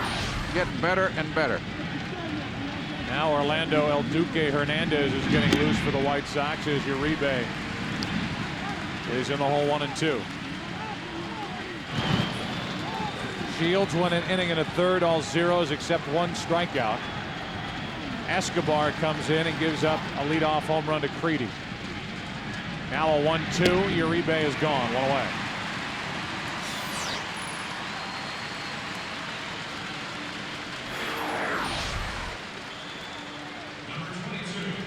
Good fastball to tie up Uribe.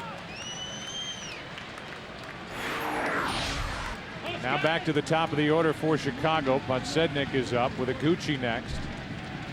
The Angels will have Rivera, Kennedy, and Figgins, the 8, 9, and 1 hitters in their half of this 7th. Infield in on the corners. Podsednik takes a ball.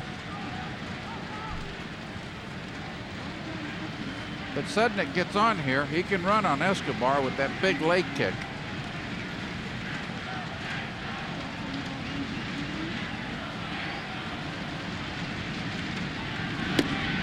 Too far inside, 2-0.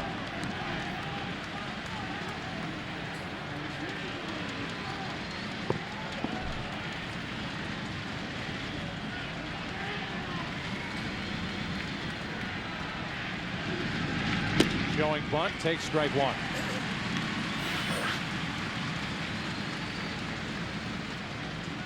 On base percentage for Podsednik in this series is .424.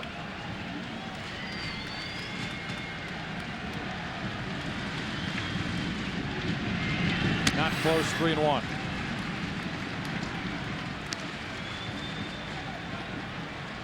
In this series, the bullpen work done by the Angels over 17 innings, and we've been talking about the 2/3 put up by the White Sox way back in game 1. That's low, and that's a 1-out walk. Go-ahead run is on for the White Sox in the 7th.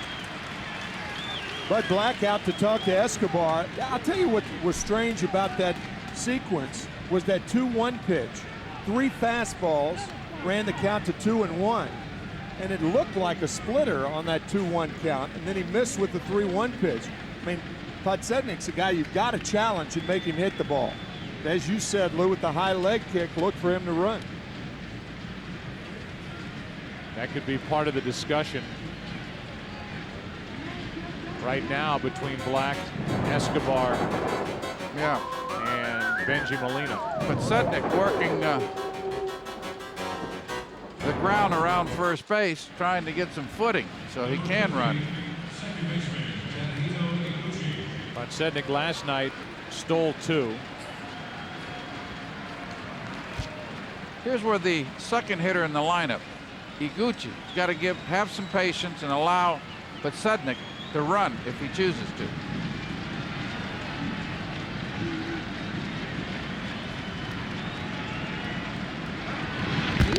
We should see a lot of this. You might even see a pitch out in this sequence.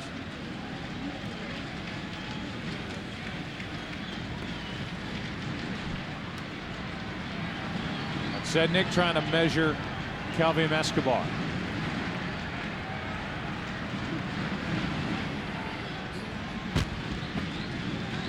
Against Escobar, opponents were successful 5 of 8 times trying to steal during the regular season.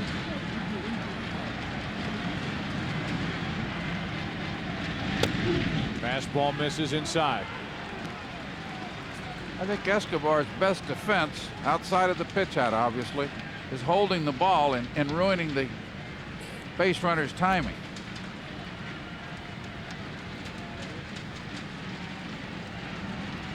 Tim Raines over there helping these base runners. What a base stealer he was. Pretty big lead by Podsednik, who at one point last night, like he was thrown out, picked off, but the safe call was given by Ed Rapuano. Then a stolen base followed, and Podsednik scored a run. He has a big lead at first.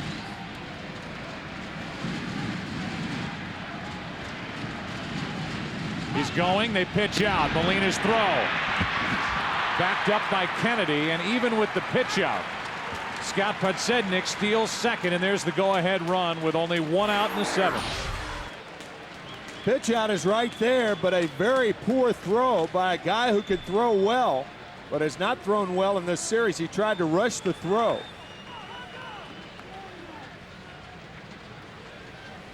Two things bad happened to the Angels with that play. They fall behind in the count to Iguchi 2-0, and they don't get the runner. 4 for 7 in the postseason, and now a hit could give the White Sox the lead back here in Game 5. 2-1 on Iguchi. Tadahito has 4 RBIs in this postseason, has not driven in a run in the ALCS. Adam Kennedy and Orlando Cabrera talking things over at second base. Remember, we said last night Podsednik had stolen third base 18 of 19 times this year. They're trying to keep him close. Yeah.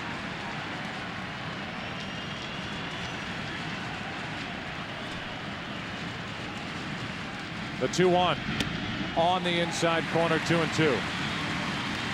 On deck is Jermaine Dye.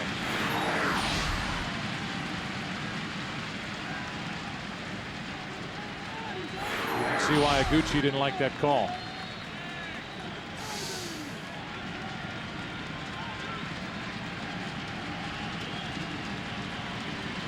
Go ahead run at second, 1 out. Top of the 7th, and Iguchi takes inside. It's 3-2. He's really working Iguchi hard in on his hands.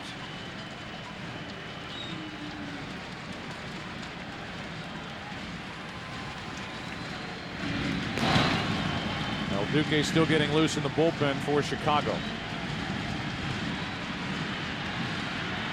The 3-2 pitch. Iguchi strikes out. 2 down. Now that's a very difficult pitch to hit after you've had 3 or 4 93, 94 miles an hour fastballs in on your hands. Splitter going straight down. The illusion of the strike. So Iguchi is gone, and now it's Dye, who's had a nice night. 2 out of 3, including a 2-out RBI double back in the 5th to score Uribe and put the White Sox out in front. The Angels got 2 in the bottom of the 5th to take their first lead since Game 1. With 2 outs now, I wouldn't be too concerned about holding the base runner. I'd be holding my position if I were an infielder. In fact, if he stole third, I wouldn't even throw. I'd just hold the ball, make sure that my third baseman could field a ground ball if it's hit that way. 0-1 to count on Dye.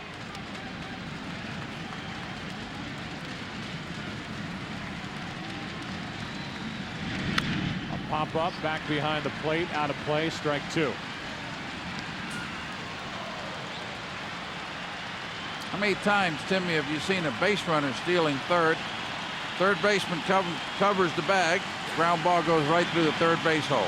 That's what Tony La Russa did not do in the first game of the League Division Series, and it paid off for him with Edward Nunez at third base.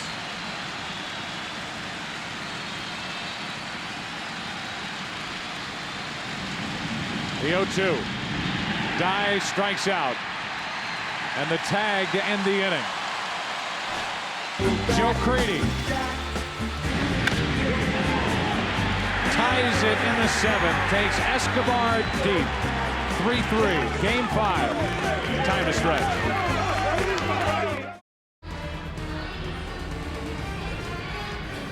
Our Nissan game summary. 3-3, bottom of the 7th inning now. Contreras and Bird, the 2 starters. Contreras still out there. Greedy just tied it in the top of the 7th with a solo shot. Figgins scored his first run of this series in a 2-run 5th inning. And Guerrero still struggling now, 1 for 19. Our Pepsi fan cam with the Go-Go Sox music from 1959. And the Sox fans here in Southern Cal. White Sox, go, go, White Sox. Let's go, go, go, White Sox. We're with you all the way. You're always in there fighting and you do your best. We're glad to have you out here in the Middle West. We're gonna root, White Sox and cheer you on to victory. When we're in the 46 years ago, the last time the White Sox were in the World Series. It sounds like 59 music, too. 2 years after Splish Splash, I think. Really? I think so. Bobby Darin. Frankie Avalon. That year, the White Sox lost to the LA Dodgers in 6 games. And it's been talked about plenty. Last time they won it all, 1917, they defeated the Giants. So it's been 88 years. The White Sox are 1 win away from getting to the World Series. But it's 3-3, bottom of the 7th, and Juan Rivera is first up for the Angels. And Kennedy and Figgins.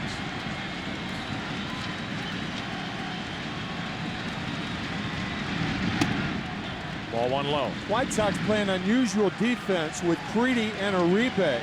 Look how Uribe is really opening up that hole to the left, looking for Juan Rivera to pull. Creedy off the line at 3rd.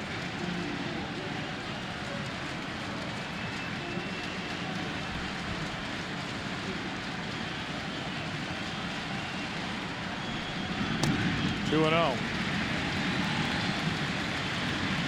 87 pitches on the night for Contreras as El Duque continues to loosen for the White Sox.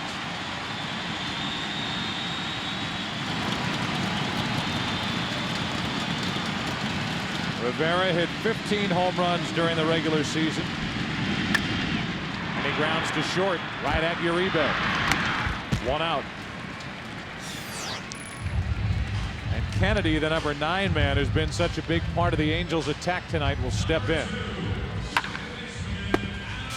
Game 5 NLCS tomorrow night, 8 Eastern, 5 Pacific. Chris Carpenter and Andy Pettitte. Astros trying to get to the World Series for the first time.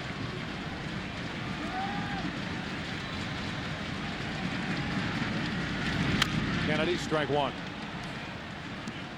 Talk about having a battle-tested pitcher to take the ball for you in a potential clinching game. That's what the Astros have tomorrow night with Pettitte, who has been an October star for the Yankees for so many years. Kennedy into left field. Podsednik, 2 out.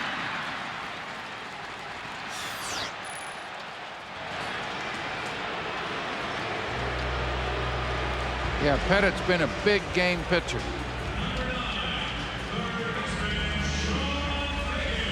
Here's Sean Figgins, who is 1 for 2.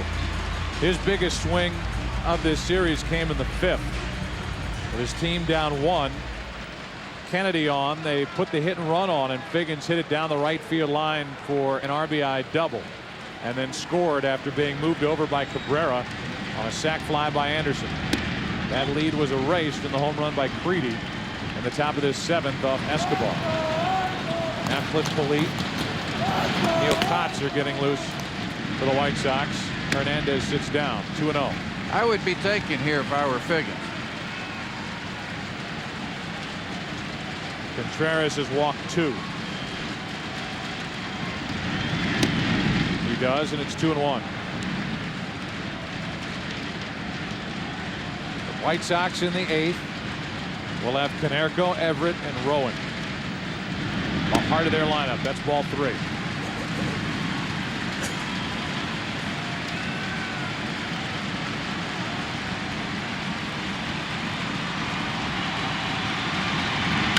Figgins pops it up. Long run for Podsednik and Uribe. Neither can get there. It's a foul ball.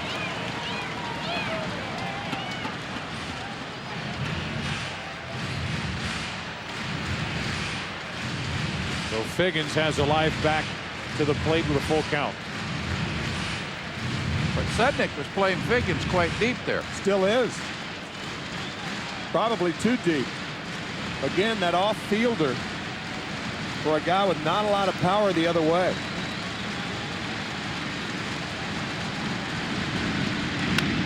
Back to Contreras. The Angels go in order. This game goes to the 8th. Game 5. White Sox will bat up 3-1. Our sprint game break. Here's Jeannie Zalasko.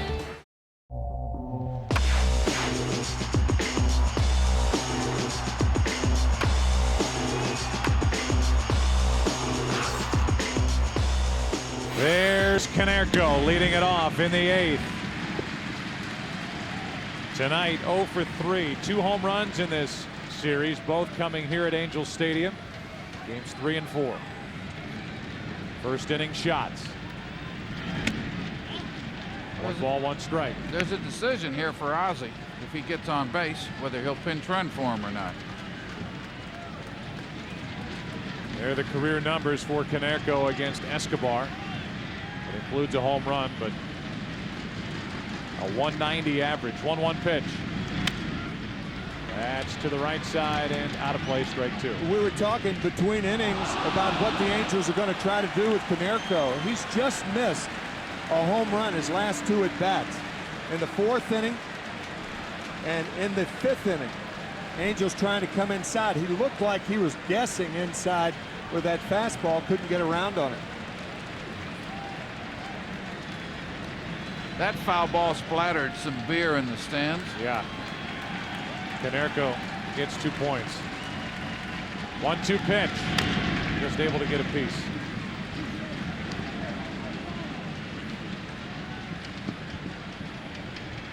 Last 2 at bats for Konerko in the 4th inning. Fastball just missed inside. In the 5th inning, fastball just missed inside.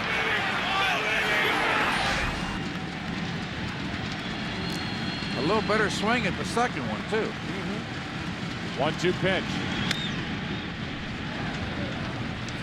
Meanwhile, here are the White Sox, who are playing in the 8th inning of the 3rd game between these 2 clubs. The middle part of this ALCS, they have not made a move for anybody off their bench or anybody out of their bullpen. Well, they used Ozuna one time to pinch run, didn't they, Joe? Back in Chicago. 1 ball, 2 strikes. Konerko 2-2.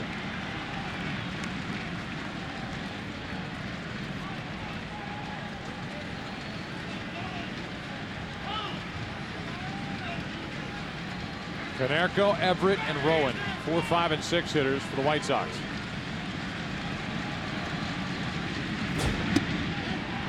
Just missing a full count. That Konerko so conscious of that ball inside. The fastball away just a wee bit low. Konerko with a full count. Both of his home runs have come on a full count in this series. And this time he's fooled with a splitter, 1 away. 4 outs for Escobar, 4 strikeouts. Splitter goes down to get Konerko. Great pitch. It was a strike if he had have taken it. That's the thing. Often the best splitters are out of the strike zone. Here's Everett. Carl 1 for 3. 23 home runs for Everett during the regular season. Has not gone deep in the postseason. Ball 1. 3-3 in the 8th. The Angels will have the 2, 3, and 4 hitters, Cabrera, Anderson, and Guerrero in the bottom of this inning. He had intentions of going deep there. 93 miles an hour and past the bat of Everett.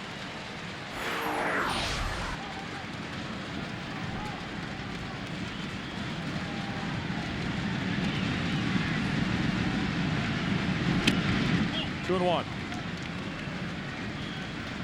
Coming into this series, Mike Scioscia liked his bullpen configuration better in 2005 than he had when they won it all in 2002. And he has relied heavily on those arms down there. And that includes Escobar, his 2-1. 2-2. Fastball swing at a split finger fastball.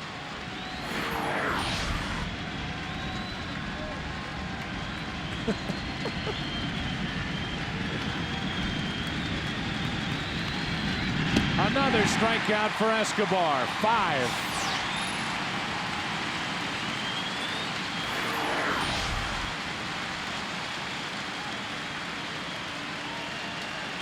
Tonight's starter, Paul Byrd, likes it. With the bases empty, here is Rowan. He has doubled and scored, lined out, grounded out.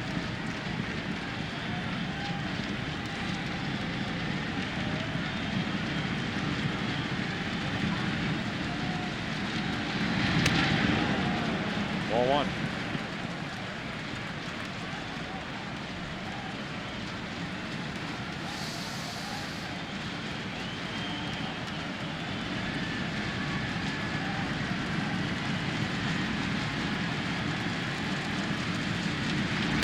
Ball 2.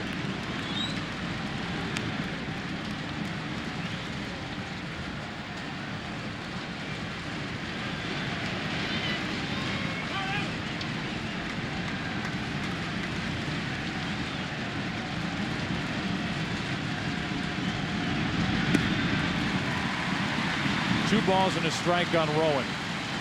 Boy, after giving up the leadoff home run to Creedy, Escobar has really settled down. Fastball jumping and the split finger pitch is diving.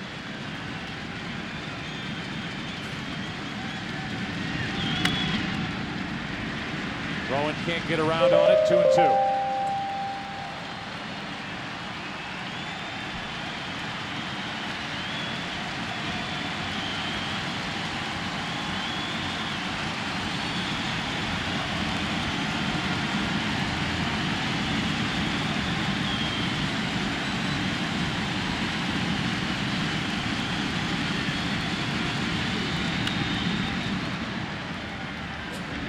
.95 miles per hour from Escobar. Former closer and starter with Toronto, started this season in the rotation for the Angels. Had surgery, didn't come back to the active roster until after the beginning of September.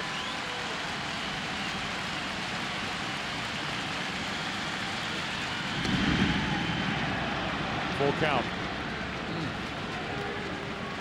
Benji Molina, the way he caught that pitch, might have cost Escobar a strike. Well, it's a splitter. You're anticipating it down in the strike zone. It stays up, it fools you.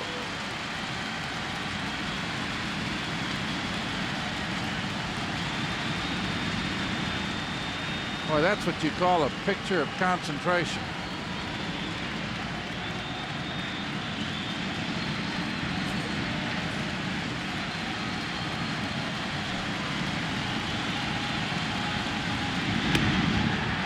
A 2-out walk.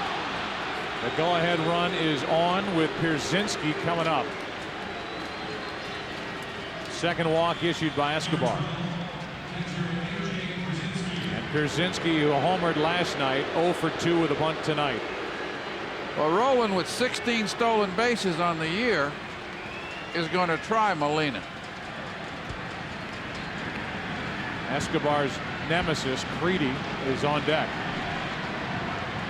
It's a good time to do it, to try to steal with the left-handed hitter up there. It's a lot tougher to pitch out with a left-hander up there and to throw. Can't see the runner at first. Plus the high leg kick. A lot of things in Rowan's favor right here.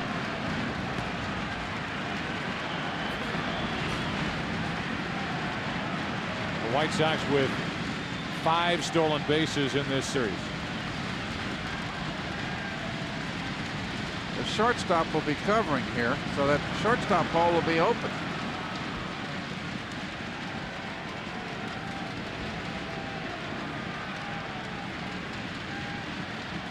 That huge hole on the left side of the infield for Pierzynski, and now a visit from Bud Black as K-Rod. Francisco Rodriguez loosens for the Angels in their bullpen.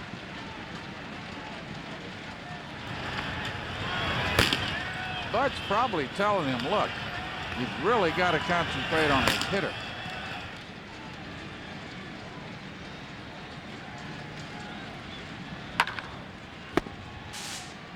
We look ahead to tomorrow night. Houston, the Astros trying for a win and a trip to their first World Series behind Andy Pettitte against Chris Carpenter. 8 Eastern, 5 Pacific. Will this series live past tonight?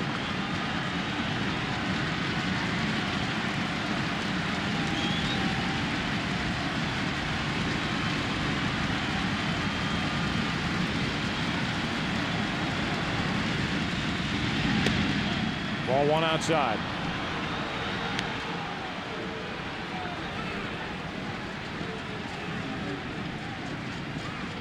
I think he's getting the closer up just in case this Pierzynski gets on.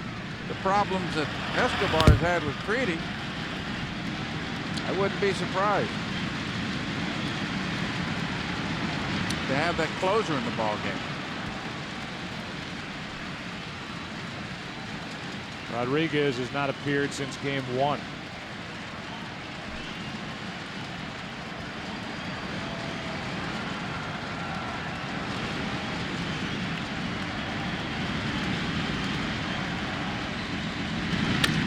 Off Escobar's backside. And they're going to call him out. And it looked like Escobar tagged him with a glove and had the ball in his bare hand. You're right. I think they're going to get help on this. And the correct call is he was safe. He tagged him with the empty glove, had the ball in his bare hand. The Angels are coming off the field, and these fans believe the inning is over. And I believe if any of those umpires saw what we saw from the booth, it should be 2 on with 2 out. Well, the home plate umpire had the best shot. I mean, that's not even close. No, he's obscured by the runner. And the inning will continue, and they got the call right. Yeah, they certainly did. Despite all the problems that the umpiring crew has had, and now Mike Scioscia is going to come out and argue. Despite all the problems that this group has had, and even though this one goes against the Angels, there is no doubt that they got this call right. A good pickup, by the way, by Erstad just to keep the ball on the infield. Right. And keep the runners at first and second. And I think some of Mike Scioscia's frustration will bubble out here. But they got the call right. Escobar picked the ball up with his bare hand. It looked like he was trying to put the ball in the glove, took it back out and tagged him with the glove hand. And the ball obviously arrived at first base too late, but you're right. I mean, they absolutely got that call right. And it's Pierzynski in the middle of it again. For the 3rd time. Well, now we're going to have Creedy coming to the plate, and we may see Scioscia just stay out there and make a pitching change. Yeah, what has just happened has given K-Rod a chance to warm up. All Escobar had to do was either pick it up and tag the runner Pierzynski or flip it to first base, but he tried to tag Pierzynski with the glove with a ball in his bare right hand. I can understand him not going to first base. I think he thought that the runner was going to obscure the play. And that's why when he went to tag him, he got all messed up. It's an error on Escobar, and it's the end of the night for Escobar. Francisco Rodriguez is coming in. Joe Creedy is coming up with 2 on and 2 out. Tie game, 8th inning. American League Championship Series Game 5. The White Sox up 3-1, Angel Stadium. Creedy, 2 home runs in this series. He homered in the 7th to tie the game. Kennedy's had a nice night. The team scoring first has won the first 4 games. The White Sox scored first tonight. Now Francisco Rodriguez takes over with a go-ahead run at second. 2 on, 2 out. And Joe Creedy, a hero for the White Sox already in this series, at the plate.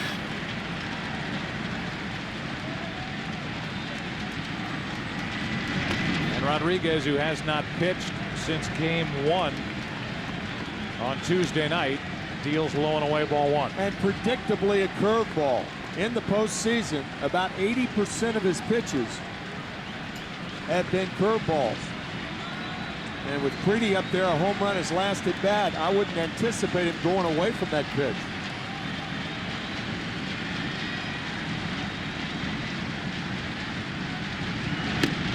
A high strike. It's 1-1. Went to the fastball to even the count. But if you're Creedy, you've got to sit on that breaking ball, don't you? I think so, Timmy. He's going to get the breaking ball here. 2 on, 2 out, 3-3 game in the 8th. Went after it, and it's 1-2. He's going to get another one with 2 strikes. I think you're right. Good block by Molina. Joe Creedy, who made the last out against Rodriguez in game 1, with a tying run on, and a 3-2 Angels win. Waits for a 1-2 pitch.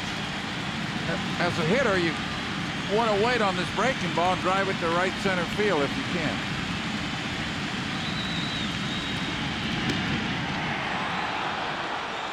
Ed Rapuano, the home plate umpire, shaking his head as Rodriguez asks if that curveball was too high. And it was.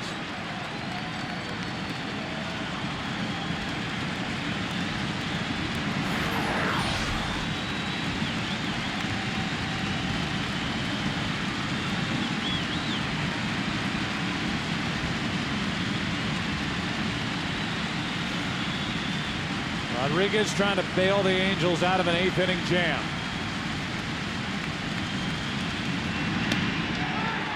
Full count, and the runners will go.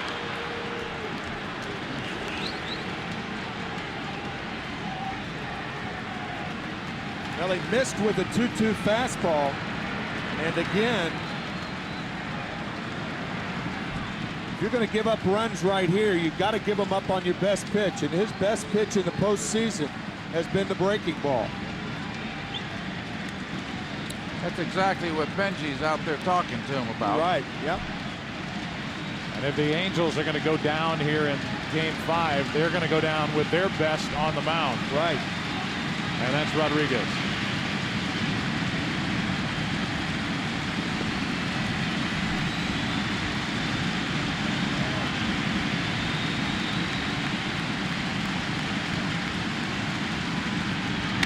Up the middle, Kennedy stops it, pops up, flips it to the plate, and the White Sox have taken the lead. Creedy again. A 3-2 breaking ball, and Creedy knocked it up the middle to put Chicago out in front. Well, you just know Joe Creedy was looking for a breaking ball. He got it in the middle of the plate, and Rodriguez couldn't knock it down. Kennedy knocked it down, but was in no position to make a strong throw. Throwing from one knee, and the White Sox take the lead again. Yeah, the runner was going on the 3-2 pitch, and that allowed him to score on that ground ball up the middle. The reaction by the White Sox bench, including Ozzie Guillen, is now Chicago's out in front of the 8th. The inning continues. 2 on, 2 out for Uribe.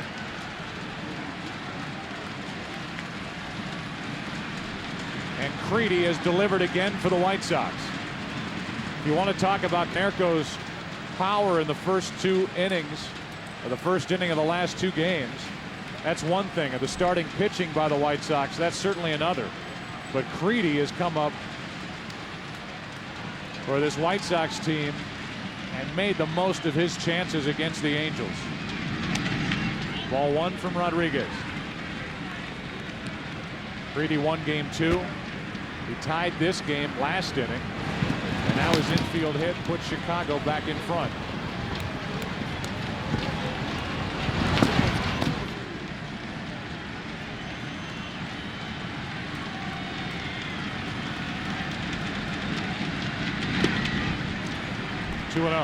And let's give Joey Cora, the third base coach for the White Sox, some credit there for keeping the runner coming around third and sending him home.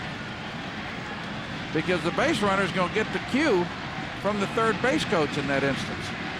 Especially with the ball behind him.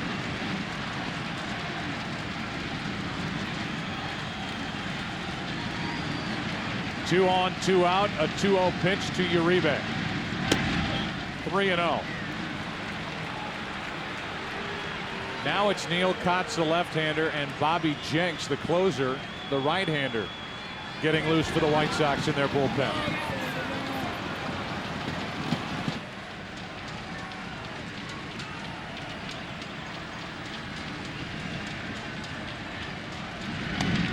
And now Rodriguez can't throw a strike. That loads the bases.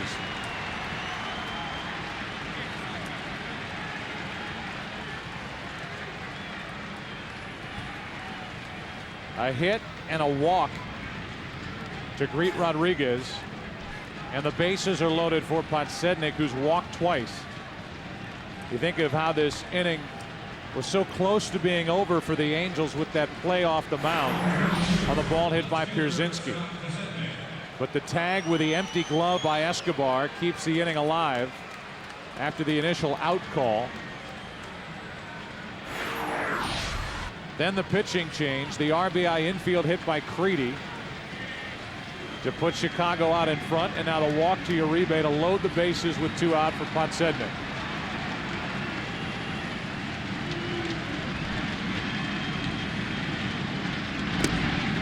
Ball 1.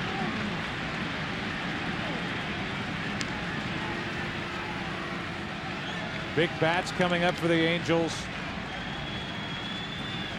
in the bottom of this 8th. Cabrera, Anderson, and Vladimir Guerrero.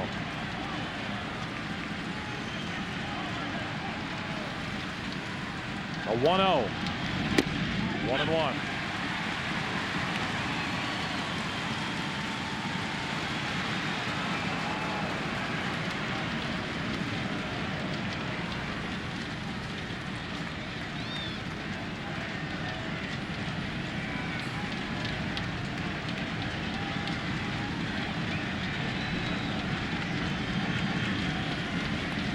Podsednik. His pitches aren't close, and Rodriguez slipped after letting go of that pitch. 2-1.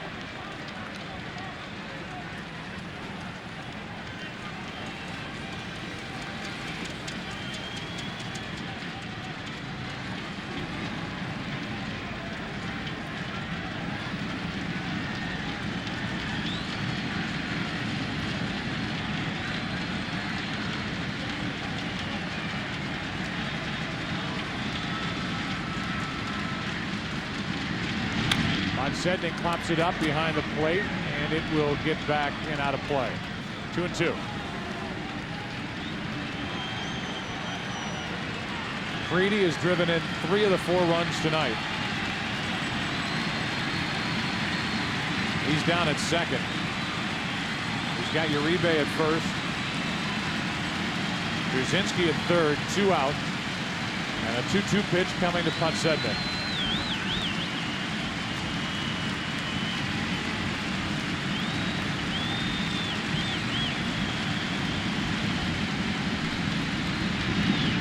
Wouldn't chase it, full count, and Podsednik has shown a great eye the last 2 nights. He's walked 5 times the last 2 games. That's why the breaking ball on a 2-2 count with the bases loaded is a dangerous pitch.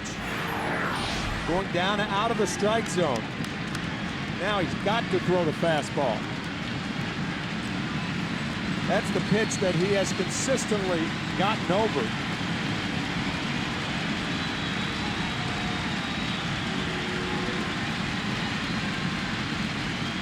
Runners go. 3-2 pitch. Curveball. Got him looking. You talk about confidence in your curveball. One way or another, the White Sox are getting it done night after night. The inning continued on that error by Escobar. Creedy makes the most of another chance and puts Chicago on top of the eighth. Back out on the mound for the White Sox. Starter Jose Contreras. 95 pitches into this game. He has a one-run eighth-inning lead. Orlando Cabrera first up. Ball one. Contreras threw 102 pitches in game one. Pitch number 97 is grounded to short. Uribe to his left. One down. Tonight's Dell-defining moment of the game as we play here in the eighth inning. In the top of this eighth, with two out, Pierzynski hits it off the backside of Escobar, who tags Pierzynski with an empty glove. After Pierzynski was first ruled out, the umpires got together, overturned the call, and what followed was another big hit by Joe Creedy. One out in the bottom of the eighth. Here is Garrett Anderson. Ball one. Joe, as you pointed out, is that remarkable for A.J. Pierzynski to be involved in all three controversial plays in the postseason? Unbelievable. Anderson takes load 2-0. He was involved in the no call on the catcher's interference. Of course, the swing and the miss in game two, awarded first base by going down the line. And then that play on the tag by Escobar that kept the inning alive for Joe Creedy. 2-1 now on Anderson. And you got Konerko guarding the line.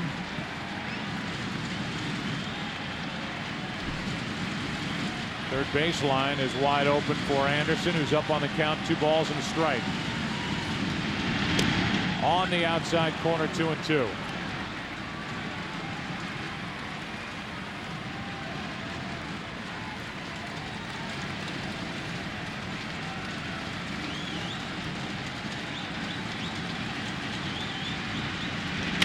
Anderson off the end of the bat into center for Rowan. 2 out. And now the Angels send Vladimir Guerrero to the plate with the bases empty. And Guerrero is 1 for 19 in this series. You compare his struggles to what Dave Winfield went through back in 1981 with the Yankees. 3 RBIs. Guerrero 1 run driven in and an .053 average. The Yankees lost the World Series that year to the Dodgers 4-2. Guerrero is jammed and he grounds to Iguchi. A 1-2-3 inning for Jose Contreras. Could it be another complete game for the White Sox? Saws off Vladimir Guerrero. 9th inning, game 5, 4-3 Chicago. Ozzie Guillen on your left, Mike Scioscia on your right. It appears Guillen is going to send Jose Contreras back to work as a breaking ball drops in from Rodriguez to Iguchi. Jerry Reinsdorf, 25 years in charge of this organization. In the blue shirt in that box, won 6 world championships with the Chicago Bulls. His first love is baseball. And his Chicago White Sox are 3 defensive outs away from their first pennant in 46 years. He's got Eddie Einhorn there also, one of his co-owners. Here's a 1-1 pitch. Iguchi takes strike 2. You cannot make the mistake of thinking that just because Jose Contreras defected and popped up with the Yankees in 2003 that he's not used to high pressure big game situations. He went through plenty of those games with the Cuban national team. That's high.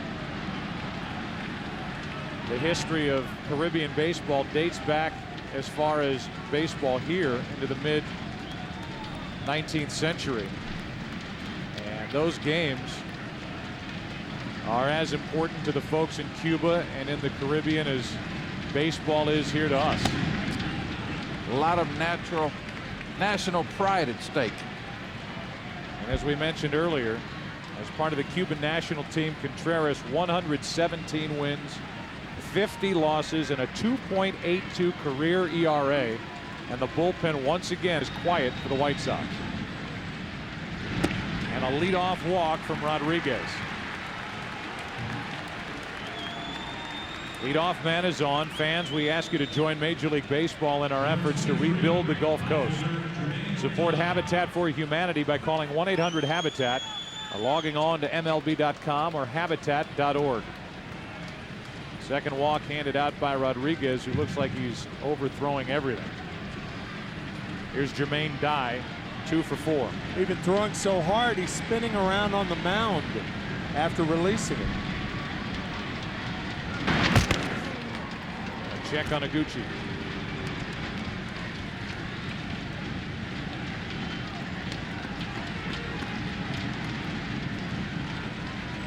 Bullpen still quiet for the White Sox. They've had Jenks up. They've had Kotz up. It'll be Erstad, Molina, and Kochman for the Angels in the bottom of this ninth. And that's up and in, a ball to Jermaine Dye. I mean, Rodriguez looks like he's going 100 miles an hour out there. And he has lost his control. Pitching control. Well, Gucci with 15 stolen bases, I wouldn't be surprised if he doesn't take a shot here. 1 ball, 1 strike. One of the toughest things about the playoffs, the World Series, postseason baseball, is to try to slow things down. So hyper. Well, when he gets in trouble during the course of the season, that's what gets him in trouble, trying to overthrow. It's 1-1 to Dye. Up and away, 2-1. He's got that high leg kick. We've talked a couple of times already this postseason that he can certainly run against Rodriguez. Iguchi stole 15 during the regular season, has not attempted one during the postseason. See if he goes on 2-1.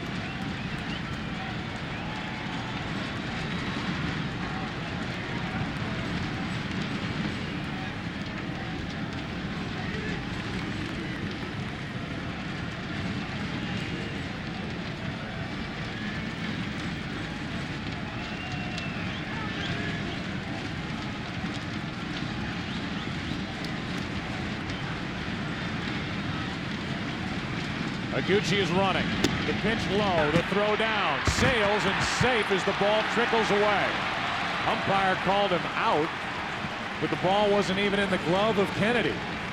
The umpire, Jerry Crawford, saw it and then overturned his own call, and Iguchi steals second. Yeah, had Kennedy held on to the ball, he would have been out, and I think Jerry Crawford looking at Kennedy first and then the ball trickling behind second base. Molina's had a couple good opportunities to throw base runners out. He's got to be hurting. Yes, he does. Yeah. Rodriguez deals and Dye takes. And it's a full count. They have given Adam Kennedy an error. That's a tough throw. error. It's a real tough error. The ball and the runner were there at the same time. So it goes down as caught stealing, E4. All the White Sox care about is they have a runner in scoring position with nobody out. The 3-2 pitch coming to Dye. Another walk by Rodriguez. He looks like he's having trouble with his footing out on the mound as well. That's 3 walks that Rodriguez has handed out. You think about where those curveballs are going. They're going up and in to right-handers. They're going low and away to right-handers. No release point. No. Now Konerko 2 on, nobody out. Ball hitless tonight. 5 of 20 in this ALCS.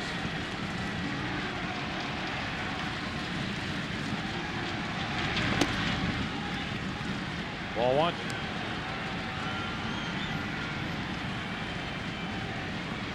Surprised a little bit that Bud Black's not going out there to try to settle him down some. Now as we look down in their bullpen, they start to stir because Rodriguez isn't right tonight. 2-0. That's an example of what we were talking about. The first pitch low and away, 6 inches outside, the next one up and in. Linda Donnelly now will be warming up. There's Bud Black going out there now. Just to talk about the other side, forget about the postseason. The last time the White Sox had 4 straight complete games, you go back to August of 1974. Wilbur Wood, Jim Cott, Bart Johnson, and then Wilbur Wood again. That is what the White Sox are trying to accomplish on the mound with a combination of Burley, Garland, Freddie Garcia, and tonight, Jose Contreras.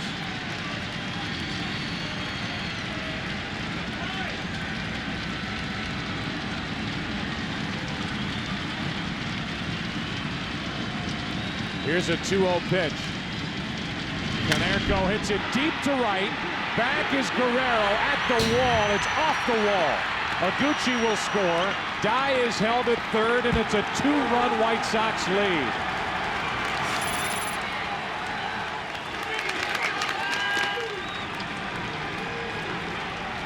Konerko with an RBI double. You're struggling with your control against a guy as strong as Paul Konerko, knowing he has to come in with a fastball, and that free swing rocking it off the right field wall.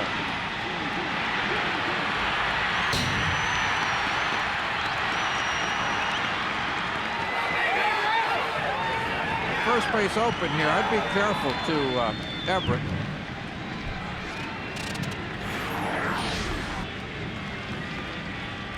Infield comes in. Carl Everett waits. Strike 1.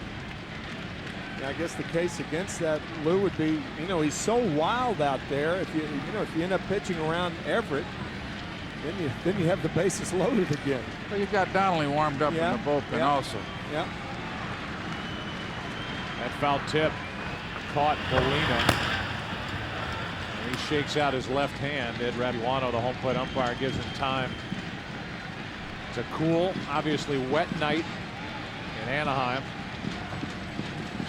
The Chicago White Sox trying to end it tonight. Up by 2 in the ninth and a chance for a couple more.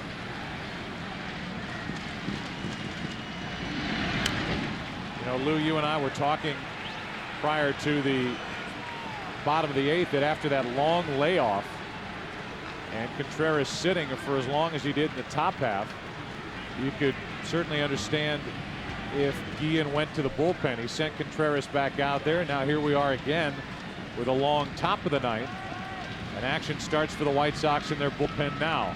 The 1-1. Strike 2 on Everett. Well, thinking ahead, supposing they win this ball game here, Contreras has got a few more starts left in postseason. World Series, if the White Sox hang on, will begin on Saturday night on the south side of Chicago. Jenks and Kotz getting loose. 1 ball, 2 strikes on Everett.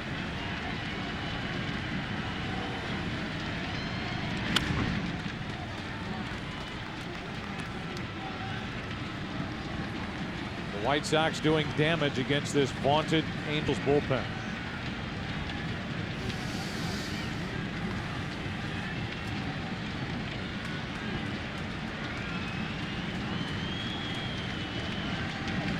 Infield is in. Nobody out. 1-2 on Everett.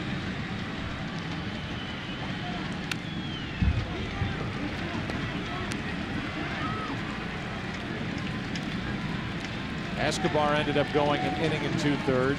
He allowed 2 runs. Only 1 earned because of his own error. And only the 1 hit. But he is on the hook. Now a run against Rodriguez. A chance for more. 1-2 pitch is looped down the right field line into the corner, foul.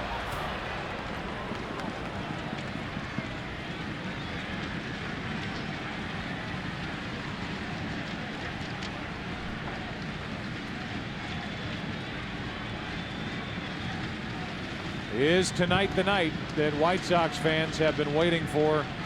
Those old enough to remember 1959. A trip back to the World Series, and the White Sox trying to stamp their ticket here against the Angels. Al Lopez, Tampa native. 97 years old. 97 years old. What a great man he is. Senor Lopez.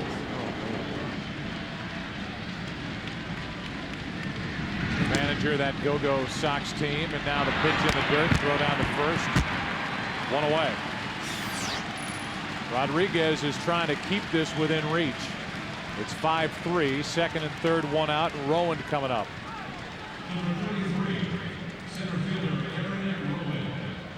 Second strikeout for Rodriguez.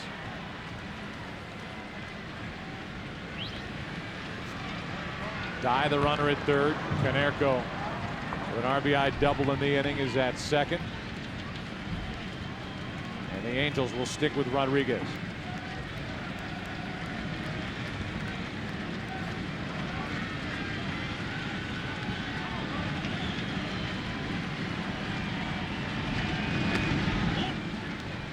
Ball 1 low. Again, the infield in, but the White Sox with a 2-run lead in the 9th inning, second, third, 1 out. I think you send the runner even though the infield's in. You've got a lead. Taking more chances with the 2-run lead. Breaking ball high again. 2-0 on Rowan.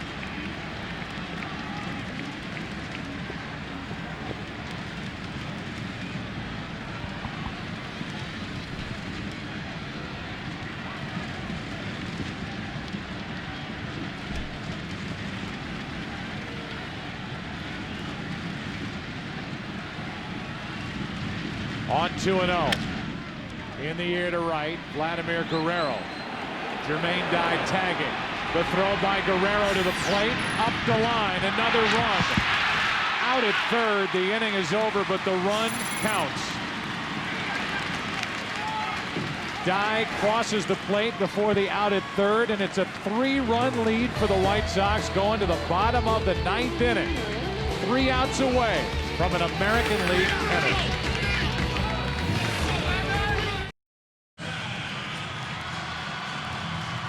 We move to the bottom of the 9th inning, and Jose Contreras will try to follow suit and do what Burley has done, what Garland has done, what Freddie Garcia did last night. Postseason fact, last time a team had 4 consecutive complete games, 1956. The World Series, the New York Yankees, they actually had 5 straight. And here is Darren Erstad first up for the Angels, who are down 6-3. Strike 1 from Contreras.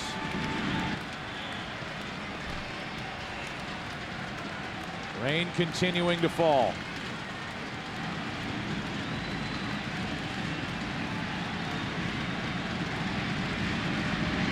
Strike 2.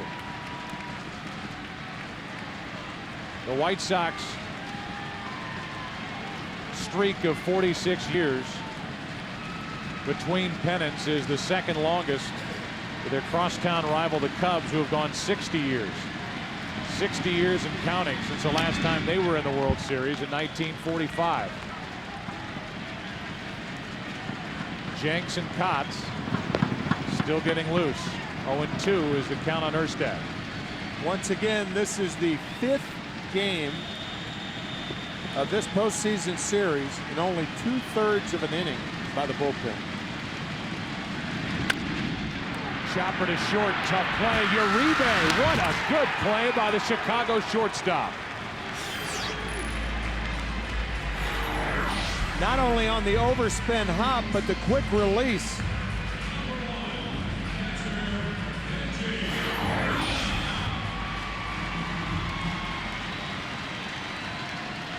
It has been 16,825 days since the White Sox last won a pennant. They clinched it in 1959, September 22nd, against Cleveland. Strike one to Benji Molina.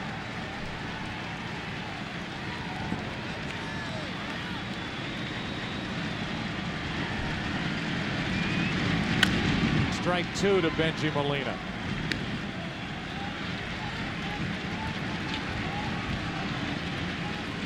Contreras smells that finish line, and he is driving toward it. Nothing but strikes.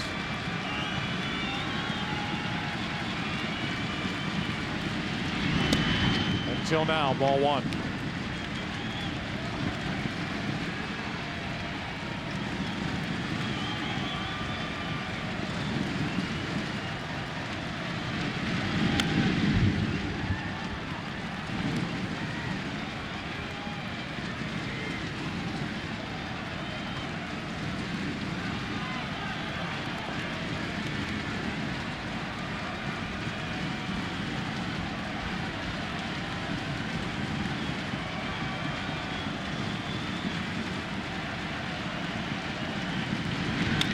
In the air to center.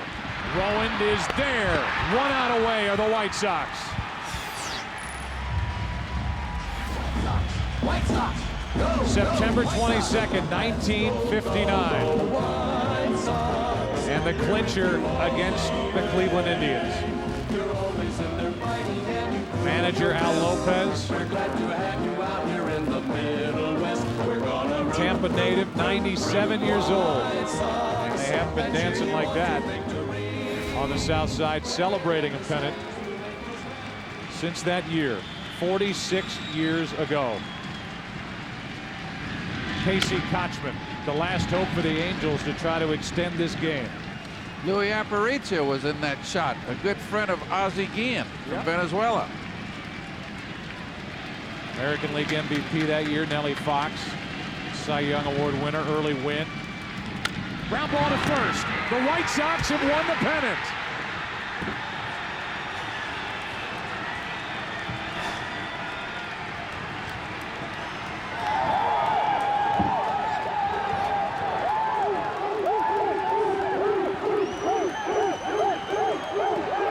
Jose Contreras goes all 9.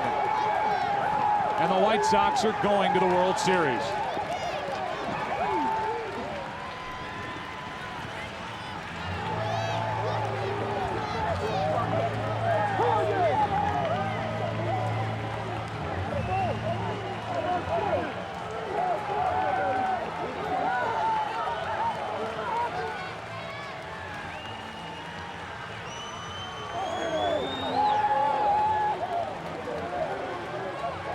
Don Cooper, the pitching coach, in the middle of that celebration. And how proud must he and Ozzie Guillen be of the job that their starting rotation has done in this ALCS. Look at these 4 starters and what they have done. A record of 4-1, a 2.23 ERA, held the Angels to a 179 batting average as a group, and threw 4 consecutive complete games to wrap it up. Joe, I find it very interesting with Ozzie Guillen near the dugout, not joining the celebration now, but certainly he will later, allowing his players to celebrate, waving to the White Sox crowd behind their dugout. Yeah, congratulations to the White Sox. Just Absolutely. a great season, and they've still got one more obstacle to pass. And the Angel organization, what a classy organization, what a great team they had this year. They just fell a little short. Congratulations to them also on a very good year. The final swing, the final out of this ALCS, and it's Canerco who steps on the bag and has a hug for Contreras.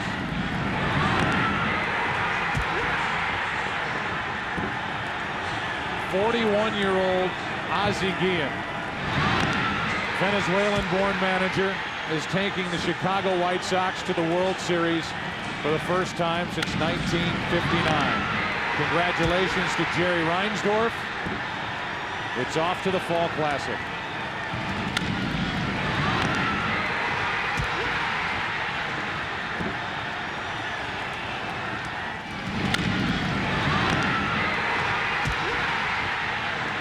A 6-3 final behind the power pitching of Jose Contreras.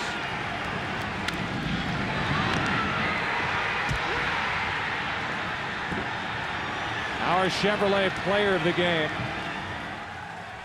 As you look at Ozzie Guillen, the hitting star tonight for the Chicago White Sox, Joe Crede, who knocked in 3 runs tonight.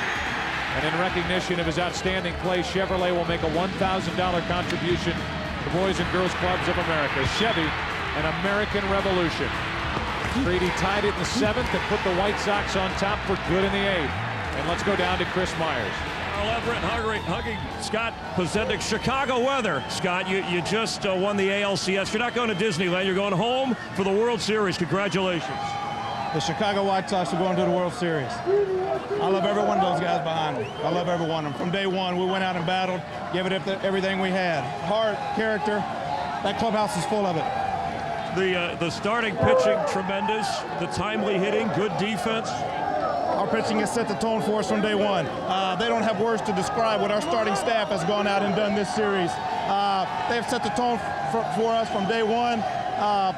They deserve the credit for this series, no question about it. All right, enjoy. We'll see you in the locker room. Hey, AJ, real quick, in the middle of a lot of controversy, obviously this team, once again tonight, but you guys worked your way through it. We find a way to get it done. I mean, this team's amazing. The way we pitch, wow, 4 complete games in a row, and we find just enough hits. And, I mean, wow, I got to tip my hat to the Angels. They play great, but this is unbelievable. And one of the newer members of this team, what does this mean for the city of Chicago? Oh, it's great. Hopefully we get home, have a bunch of people there. We can shake some hands and get ready for a World Series in Chicago. It's been a long time. All right, congratulations, AJ. All right, Joe, up to you.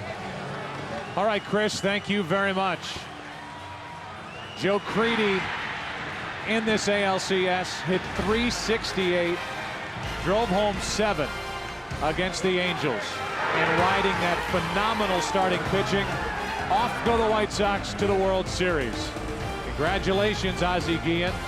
We'll take a break, come back, and have the trophy presentation in Anaheim.